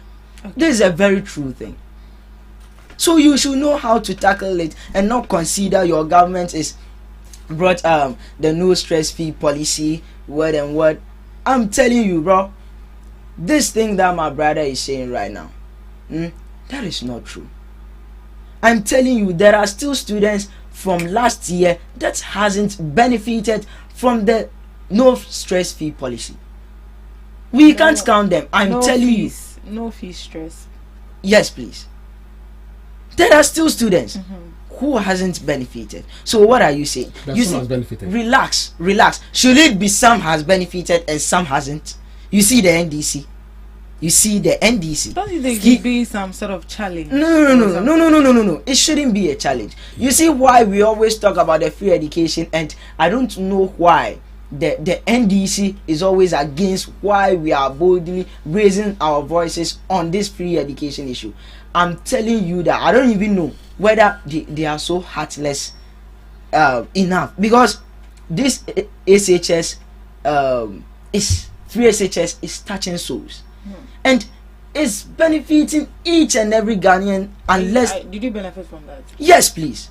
I'm a beneficiary of the free SHS. I enjoyed everything. My parents never paid even a penny. I'm telling you. You will laugh. And it's still till date? Yes. Hey. What do students, if not for the MPP, the NDC government, who has come and doesn't care about the free SHS again? That is what I'm going to say. My sister went to school before that. Yes, went to school before the current administration came. But Charlie, I'm telling you, relax. I'm telling you that look, it is some of the schools, but I'm telling you that the government catered for that. Now let me come back on. Come to use the word some. No. I'm saying that some of the schools, it's not that the government hasn't supported them. Some of the schools, look at Presec and Co. You go and they have some extra fees you have to pay, and I don't even understand. So this is a point I was expecting my brother to come out from. You see, you have to tackle this issue and look at the poor. The poor even pay taxes. You see that? So if they struggle to enter into these tertiary institutions, you have to look at how government intervenes into that. Look, and he wanted to boast of this there are no stress fee policy. Look, as at now, even if you benefit from the no stress fee policy, the universities, these tertiary institutions are going to demand that you have to pay the fees first before the money come from the no stress fee policy, and they will refund it to you. I am telling you, just yesterday on campus, a man reached out to me and a friend that look, they are saying that he heard the government is paying fees for first year students, and why is the university saying that they should still pay and later they will refund their monies? And I said, it is the government. They know, and they are not so sure that the MPP government is going to give out these monies on time, and things has to be the universities and tertiary institutions needs monies to run affairs of their school. You see that, but these monies, with time, do they bring these monies? It doesn't come on time. So you should have said this and consider these issues, and not just always you want to defend a government who I never understood what the government is doing, that this NDC wants to boast about that. No, I don't know. Maybe he's from a rich home, but if he's an NDC and he's really on a grounds that they are having the ordinary Ghanaians at heart, he wouldn't have said it. He would have said that their government should make sure that these monies goes to the tertiary institutions early, so that they can use it to do whatever they are supposed to do. Why are you saying that I should benefit something and I'll have to pay later on? You refund it. Where do I get the money to pay? Meanwhile, you brought that initiative to support me because I find it difficult to gather money to come into the university at early stage. And now they are telling me to pay before. Where do I get the money? What's the essence of your policy? What's the essence of what you are boasting about? Today, you shouldn't have said this, bro. Don't worry, his time is not up. Are you done? You see, I don't know. Look, I don't know why he's interfering. I don't know why he wants to say just more. Proceed. Just proceed. You see, allow me. I'm telling you, I have to let viewers know that this my brother is just like their government appointees and others. Mostly they desperately want to go about issues to just show that they are working or they are doing something. Meanwhile, they are doing absolutely nothing. That's not the case. Let me say what I'm supposed to say. Let me say what the people are actually facing, and that's how you should tackle issues. Not always you want to come and support your government. No, that's not how it should be. There are students who find it very difficult to enter into their universities. So this is what you should have looked at. But trying to say that your government, who and who, is it everybody who have benefited from the no stress fee policy? And why are you shouting about that? I don't even know. Sorry to say. But no, that's not how he should tackle the issue. Tackle it and consider the people you said you were going to have at heart. The people you said they were suffering and you were going to save them. Why are these people crying today? And you tend to say that your government is doing well. Meanwhile, the people are crying. What are you saying? Well, I can't say much about this. It is very obvious, unless the NDC. I'm telling you. Your last verse. My last verse. Thank you. The issue is that fee paying is not fair to the brilliant poor student. Brilliant poor student. That is the whole concern. Yes. Government is saying that I am going to provide a system saying that when you go to your first year, I am going to pay for the fees. But in any case, government cannot know the number of students. The fact that you are giving admission does not automatically mean you go. People get, the government can give about 1,000 admission and end up that 800 students have come to one. So government is saying that I'll wait And then now, after some months, after everybody or the school has settled, then I go to them, pick the data of the number of students who has really or actually signed into the university system that they are subscribed or they are attending this year, so that I can go a step forward to make the payment. Government cannot just release money like that. In the first place, with what number? So when after some 2 months you go to K University, they will now tell you that under our system we have 17,000 students. When you come to Central University or if you go to the public universities, this is the number. Then they do cumulatively. Then the government pays. So this year, when they did the accumulation, over 150,000 students, government has made those payments. The small fraction that is there, about some 6,000 students complained that, and it was due to their late registration with regards to Ghana card. Okay. So if this is not the way a government can act, what else will the government act? The government is saying that after I've done that for you, you the one that is going to a nursing training college, I am going to make payment for your allowances, and it's going to become on a monthly basis. Okay. The government is saying that in the training college, it is going to happen. Your last word. The student trust loan is also going to there. Your last word. My last word is that okay. This is the best government can ever do as far as issues about disparity by way of financial muscles or to uptake some of these university courses. Of course, maybe you can talk about increasing the amount. That is welcome. But to sit here and go under the guise of height and mischief, that to me is not fair. As communicators, you see, we should be fair. Let's apprise ourselves with the issues. If it is commendable, let's commend it. But to conclude, I want commendable, to say a very good morning to. He's done. Let him finish. He's done. Let me greet my party people. Let him. You just go. No, don't worry. Just proceed. So I'm just saying hi to my big boy, Honorable Ayikwe. I think he's the secretary to diplomatic envoy and all other party members, and my good friend as well, Prince. Of course, he has always said the piece, and whenever it's just admiring to see him. He's always cooking the people. Yeah, he has always cook them. I mean, like what does my brother is doing? If you don't cook it, what else? Because that's what you think. You just come here to say yes, there's nothing. So the MP communicator or the MP person listening to you will end up eating the food and I am being here, and you say you've cooked. All right. How do we cook? Your last So word. now you see what my brother was saying. I want to ask him the purpose of that free no stress fee policy you are saying. Can't you have a way of getting the numbers of students who are going to enter into these schools and make sure the monies are dispersed? Let's be honest. Let's be honest. Can't they get a way? Yes. Is there a way you can suggest? I'm coming. Can't they? I'm telling you, if the government really wants to serve a purpose that we are expecting that the no stress fee policy is going to serve, he will look at a way. Look, he's the government. He has to sit and look at ways to go about that. I'm telling you, relax, my brother. Relax. The no stress policy is to help students who are not able to afford monies to go to the tertiary universities at early stage. So if you are telling me that payments should be required for the number of students to be known so that government can disperse their money, then how are you helping them? I don't know if you are getting me. No. You don't want, but I'm sure she is getting me. Right. Look, I haven't said anything. But you are supposed to say your last words, and you are using that last word. You gave him a lot of time. I didn't give him a lot of time. Please, just let me. Okay, so let me land. You keep saying I give him a lot of time, and I don't understand. Let me land on that. Let me just land on that. I want you to get me so well, and our viewers to get us so well. The purpose we are expecting that the no stress fee policy will serve, it shouldn't have required the students to pay the monies before government disperse the money. That's what I'm saying. All right. This is clear. You can look at other ways to make sure you get the numbers, but because you were saying that the people, they don't have the monies to pay. So now if you are saying that they should pay for you to get the number, where are you expecting them to get the money? That's what I'm saying. Okay.